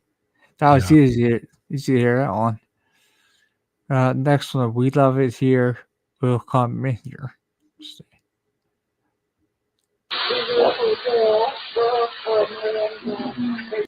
Wow. Yeah. I Do mean, you the think word. that's do you think that's out of the hospital? Yeah, it was in my dad's hospital room. It was the spookiest thing ever. I mean, when I got home and I started realizing what I had, I was like, holy, how many of these did I get? But I think the one with that male voice coming in, but these are some of the few female voices, because that's definitely female Oh speaking. yeah, there's no doubt about that. Next one, Green Joker. Have no idea why this would say this, but I think there was a surgeon that had come in and he was still wearing scrubs.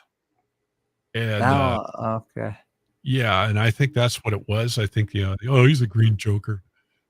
you know, Green Joker. Green Joker. Yeah, that's green funny. joker. And you notice the melodic voices they have. I mean, that's the thing that EVP have that I've never figured out. It's like they yeah. you've heard Yeah. that. Oh yeah, we get that a lot. Yeah. Yeah, I've never understood it. Why they are the way they are. Oh, there's even another one. Here's a lot. I'm going crazy. Okay, hey, here's I love it. This is good.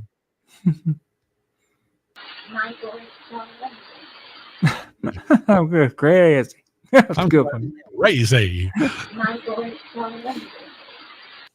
It's that same woman. It's the one that it's that same woman keeps showing up throughout that whole experience. I mean, it starts with the Wow.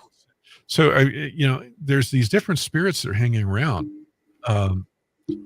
and yeah, I keep wondering if that one with the light. I think that might have been one of the angels of death that hangs around hospitals, because if you talk to enough nurses,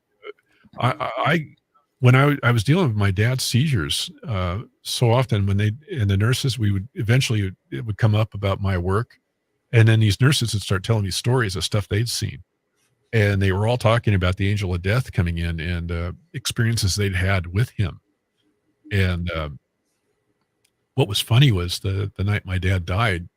It was February 28th of 2012, and he was we were with him, and it was about 1 a.m, and I just happened to stand up, and I looked out the door, and here goes this 6-foot tall black figure in a cloak. And my knees my knees started to buckle. I actually almost went down. And nurse was in there with me. She grabbed me and she said, "What did you see?" And I told her, and she says, "That's the angel of death." And she says, "You're coming with me we're going to put you down in a room. You've had enough. You've done plenty." Because I had made all the decisions about pulling the meds and all the things for my father and basically letting him cross. And it was just too much for me. I basically was at the end of my tether. And but seeing that thing, it's coming for your father. I mean, it just gets you right here. Yeah. It's rough. But that's what I think that voice was we played of we guide them to the peace. And I don't have any, I don't fear it. I don't fear death, but that guy, when you see him for yourself in person for the first time, it would spook anybody. I just tend to think so. So, yeah, it would definitely. I just think anybody, first time you see it, nobody's prepared for that. So I'll just leave it at that. But I do think that there's, I've studied some of the cases where death has been talked about and people citing him, and he turns out to be a fairly benevolent figure. And the movie Meet Joe Black, Yeah. I think it's more accurate than not. I think he's I think he's a sad, interesting fellow, but he's also got a humorous side. And there's been people that I was just reading something yesterday talking about death and a near-death experience, and this person said death came up and touched him on the foot, and he instantly was at peace, and he was very grateful to death for getting him out of this really bad physical thing he was in. But the gentleman got to the other side, and his guides all came to him and said, "You're not done yet. We got to send you back. Sorry, you got more work to do, and you can stay if you want, but we really recommend you go back. And you're gonna. And here's the thing is, it's really gonna suck when you go back." and but the way he wrote about death was kind of the basic theme I keep seeing in NDE research, with death being this really a nice angel. It's a very nice spirit, and it's that when you see Ghost Whisperer, the whole thing with the bees, in the play the intro every time, and there's all those bees. That's the sting, the sting of death. All those symbols in there have so much meaning, and if you go, I recommend you go research some of that, from Ghost Whisperer, and look at the symbols they use, and everything has a meaning. Nothing was done in that show without meaning that didn't have a tie-in to things that were real. Like, even the Pentheus search engine. I just happened to check this out yesterday, and it turns out the name Pentheus goes back to some of the Greek gods. Pentheus was one of the gods who got to the party late, and when they were handing out all the powers of the gods, and Pentheus was handed basically this all the sorrows and the troubles and the hard feelings that go along with death, and that's what Pentheus was about the god of. And I'm paraphrasing this, so somebody will shoot me. Who's but you're getting the gist of it. But every time you saw the Pentheus search engine, that's what that was about, and it had to do with death. So everything in the Ghost Whisperer franchise was really well done and accurate. Marianne Winkowski, the author, she's an author. It talked a lot about her involvement with that. She actually was the impetus behind the whole Ghost Whisperer series, because she sees spirits and does a lot of Actually, you were talking about that. I was just saying her last week about coming on the show. Yeah. So she's a really you can read her book. I'm trying to remember what it is, but if you just look at Marianne Winkowski, she's got a bunch of them, but you could read the initial book she wrote, and it talks about all the stuff that happened. And she talked about her first ghosts with a guy named John Gray, who was the producer of the series and kind of was the impetus by creating it. And they brought her in as the technical consultant, and oh my God, the stories! I mean, you read, but their portrayal of all the different things that happen on that series are so accurate in so many cases. I'll actually have that show on DVD. I do too, because it's not always on, and it's good to to look at that. But the stuff that there was like the first two ghosts they had, where she was in the pilot episode where they were at the coffee shop, and there was this one ghost mother that was trying to get her son to hook up with every available female in the place, and there was another one that was speaking Spanish to his son, who was a barista in there, and the son was not hearing anything, and the guy's yelling at his son, and Melinda Gordon is saying, "Oh yeah, there's a couple right here right now," and she's talking to her friend who's with her about it, and it turns out that's all based on a reality that John Gray was sitting with Marianne in this Starbucks, and these two ghosts were out there doing all this stuff. I see it all the time. It's like old hat to them, but so they're everywhere, But the thing with death, though, I think the first 3 or 4 years of the show, they were really playing well to all that, and then they kind of went off the whole thing with the Book of Changes at the end and all of that stuff. Right. But I would love to see that show come back, because it's been long enough. It would be neat to see a reunion type thing, and then they, what's happened in Grandview ever since, Right. so many of the cases are based on real paranormal events, real ghost stories, things that really happened.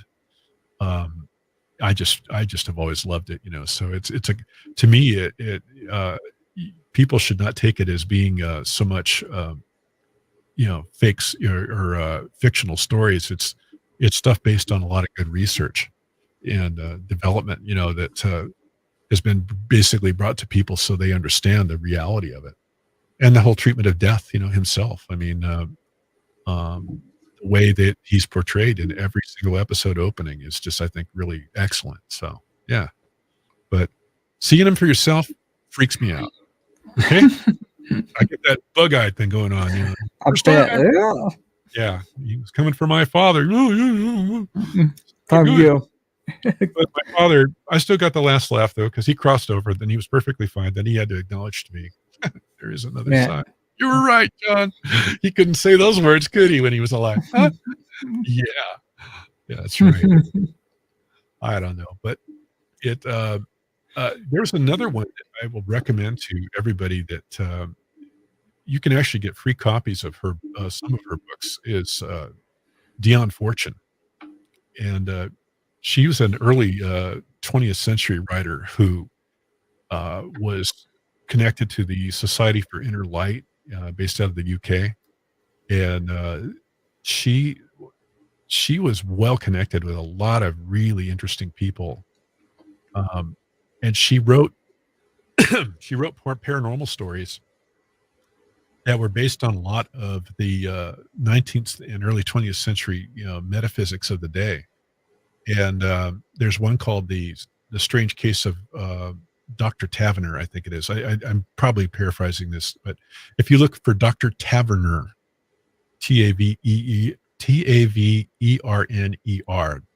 Dr. Taverner, and Dion Fortune, it's Dion Fortune, just like fortune cookie. Yeah. You will find, and you can find PDF copies of this book for free from various places, and they sell it, of course, on Amazon. You can get it, as a Kindle thing. But if you read some of that book is basically the story of her life in conjunction with her teacher, who was a doctor and a very well connected person in the various fraternities, occult fraternities. And she was taught psychic protection, and she was taught all kinds of different things that were just amazing. And she participated in these cases in this guy's hospital. The British medical establishment of the day could not deal with some of these strange medical cases, and they would hear of this guy's hospital. He ran a private hospital in I think it was near Scotland. And so they would send in these cases, and more often than not, they were not organic cases. They were psychological or psychic cases with spirit manifestations or attachments. And you read some of these stories, and they just blow your mind even today. And she wrote another book that I'm recommending to anyone, even today, that this is a classic. It's her book about psychic protection. And is that the one that's called Psychic Self-Defense? That's it, Psychic Self-Defense. Okay, yeah. You read that book.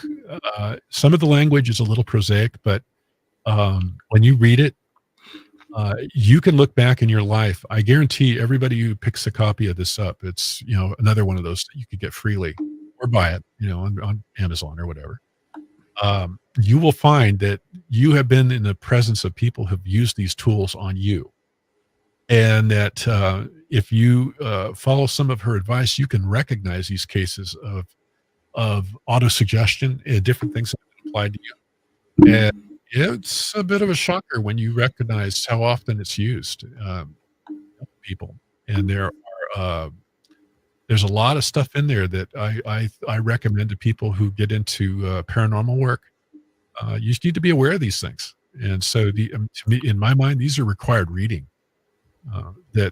Because some people have an ability. Have you ever been around people who gave you, you were in their presence, and before you knew it, you are kind of not you're not yourself. You don't feel right, and you feel like you've been drained. You've had your vitality taken from you. Have you ever had that? Where it just feels like they drained? I've had occasions. Yeah. Not Well- some. I don't know. I Well, those are perfectly good explanations of vampires. Yeah, there is some such thing as psychic vampires. They are very real, and the whole vampire genre, it kind of comes from that. There's a lot to it, and she talks about that both in the book about Dr. Tavener, in the quote fictional stories, which were actually all modified to get past the British censorship of the day. And then you have, psychic self-defense, which is really, tells it like it is and doesn't pull punches. And she was ahead of her time, and still has my respect. She died in 1946, and she'd been at it. I think she died in her 60s. Yeah, she was born in the 19th century, but she was so ticked off at Hitler, she got a bunch of people together and they did occult rituals to stop Hitler in his tracks. So there were a bunch of British occultists that were actually participating in the war. And there's a book I have. It's kind of hard to come by, but there's a book about them, Dion Fortune and a bunch of others that were basically banding together to stop Hitler cold, and they were working him. And it was a battle of the occult forces going on between the German occultists and the British ones. And you want to talk about some weird stuff. I mean, you want to read some strange history. I mean, you think you understand what's really going on? Yeah. Read some Dion Fortune. Your mind will be, yeah. I mean, I hope people do kind of take it seriously, though, with even if you forget all these other things, definitely look at the Psychic Self-Protection book. Read that and just prepare yourself, because I guarantee you will have met people who are unscrupulous and who use these gifts in ways that shouldn't be done. right. And the Tavener book is another one. Just get them both.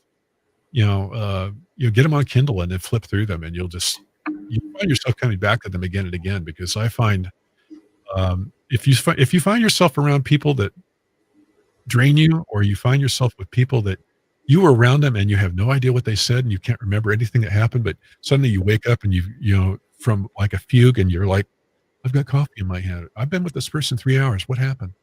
Well, you might have just been the victim of some stuff. And you want to be thinking about the association you have with that person. Yeah. So yeah, these things do happen, unfortunately, in the world. And there's the whole notion of the occult is based on the application of scientific laws that we have yet to understand. And that's something that Dr. Tavener talked about at a little bit of length in the book. But yeah, you run into these things. So just a little kind of my some of my pet research projects that I've done over the years, and these books, they will open your eyes. So anyway, I'm going off on tangent. I'll check them out, definitely. Yeah, the world isn't what you think it is. Everybody thinks that they understand the world. They think that the world they see in front of them is what really is. It ain't anywhere close to the real world. The real world is based on powers and illusions and deceptions and application of forces that most don't ever see or to appreciate. And if you when you start to appreciate these things, you can wake up and see the world as it really is. And it can be daunting and scary for some people when they first realize that it isn't what they thought it was. They feel like they're unsafe. I think it's unsafe not to be aware. Be aware of the real nature of the universe and that you live in, and recognize that all the world is a stage, and that's the more true than ever right now with everything going on. Everybody thinks they understand what's happening, and the news is saying this. That's a nice Cupid doll you got shaking in front of me there. Why don't we look Yeah. behind the curtain? I would Look- check out that secrets that Dr. Tavern be. Yeah, Dr. Tavener. I'll get the noir. Yeah. Yeah, it's get the PDF. Save yourself a few bucks, but when you read through that, it'll blow your mind. I like to listen on audio tape, so your audio with the PDF, I can just set it off and then I just do my thing and I listen to the book. But That's what I do. I use yeah, I but put it into whatever program I have. I can set to read it for me because it's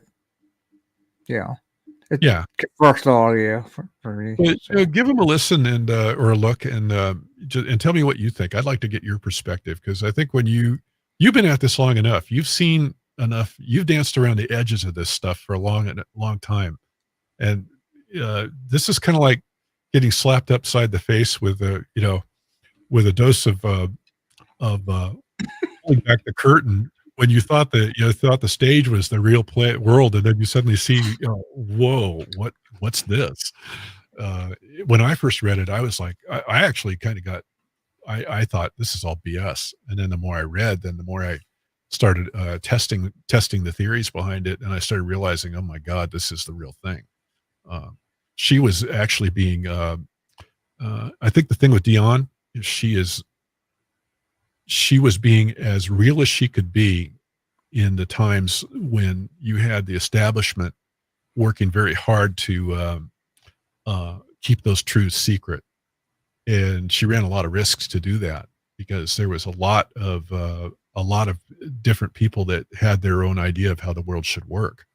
And a lot of these people are still in, they come from various families and they see the world according to what they think we should be seeing it as. And that's evidenced by our institutions and by the different things, the mainstream media, all that. So, it opens your eyes to be able to let your mind see things as they are, not as you wish them to be, which is really scary for people. So, take what I'm saying with a grain of salt. If you think I'm full of BS, great. Live your life. Don't take the red pill. Take the blue pill and just keep on. If you take the red pill, I guarantee you it'll never be the same world you lived in again. You'll be thanking me later. But I don't know. I don't feel like Neo, but boy, I can understand where he's coming from. And yeah. So anyway, we got off into some wild stuff there, my friend. Oh wow, yeah. I mean, it's just when I first started off as a kid and I running into the spirit world, I had no idea I'd be led down these kind of pathways. I mean, it's just sobering, when you recognize that people have all these strange agendas and you find the world is not like you thought it was. But the thing is the EVP in the spirit world, I think that a lot of why the denial of the spirit world is so vehement, from the powers that be, is that the spirit world doesn't lie. More often than not, they're telling the truth and they're telling it like it is. And that's not popular with some folks, that don't want things to come out. So that's why I think our business of what we do, and you and I do, is so looked down upon because the skeptics, they just don't want it to be known. And all you have to do is look at the search engines. If you go if you go to the search engines right now and you look at anything like paranormal phenomena of any type, UFO, EVP, cryptids, all these things we know to be true. All we know, we know there's all, buckets of evidence for all this. And yet the first thing you see is all the negative articles written by the mainstream media. And none of the stuff from the experts who actually have the real evidence. That's all way down in the search results. It's always the negative stuff floats to the top. And that's by design. That's not by accident that happened. There's a purpose there. They want the masses not looking at this stuff. So yeah. Yeah. Yeah, but anyway, I'm on my soapbox. You gave me the chance to do my thing. Anyway, you like my EVPs then? So how Oh about yeah. EVPs, man? Oh yeah. I'll let them. And like I said, we'll have to have a nurse though in DCs. Cause I asked them we can share some time, and I gotta take them out there Well, I'll tell you right what. away. I'll tell you what, we should do an episode. Maybe you and I could ping pong shows. I'll bounce this one off you here. Um, you read if you read those 2 books by Dion Fortune, and we do a Dion Fortune episode on my show, I'll have you on, and then you and I can bounce ideas back and forth on this for a couple hours. That sounds good. And then we'll have you bring me back on, and I'll have some more EVPs and stuff for you, and we could kind of do the same kind of thing. I think it'll be fun. But yeah, if you're up for that, yeah, Yeah, I'm really into my show, and I caught I'll- him, got him, get him on the line. Oh, thank God, there's Scott. Yeah, I like yeah, that. not had a good time tonight. So yeah, Yeah. I'll go ahead. I'll get the book tomorrow, and I'll start reading it. So Yeah, I'll send you the PDF links. That way I'll save you a buck. Okay. You know? Okay. And definitely I'll put them on my website too for people to take a look at, and send you that. So if people are interested, or if you're interested on the out there on all 3 different platforms that Scott is streaming to from his giant radio station in the sky, yeah, just visit me on Facebook, and I'll send you the links too. So for those that are interested, if you want the truth, I'll send it to you, but don't blame me for opening your eyes. I was sent by God. No. Anyway, I'm just teasing, but hey, man, thanks for having me on. And I'm hungry for spaghetti right now. I got spaghetti waiting for me. I'm ready to. I'm not sure regular yet. Not Yeah. sure yet, but I'll have to do aspirin first. Well, I hope you have a great rest of your night, man. But thank you for having me on and putting up with my ravings. Yeah. No, I had blast next out. I'll read that book. I'll get to you on that, and I'll keep Okay. you posted. All right. High five and right back at you. Thank you, man. Yep. Hey, You did it. you bet. All right. Well, All right. I'm going to wish you and all the audience a great rest of your night, and be safe, everybody out there. Okay. Happy Halloween, everybody. Okay. Take care. You too. Bye.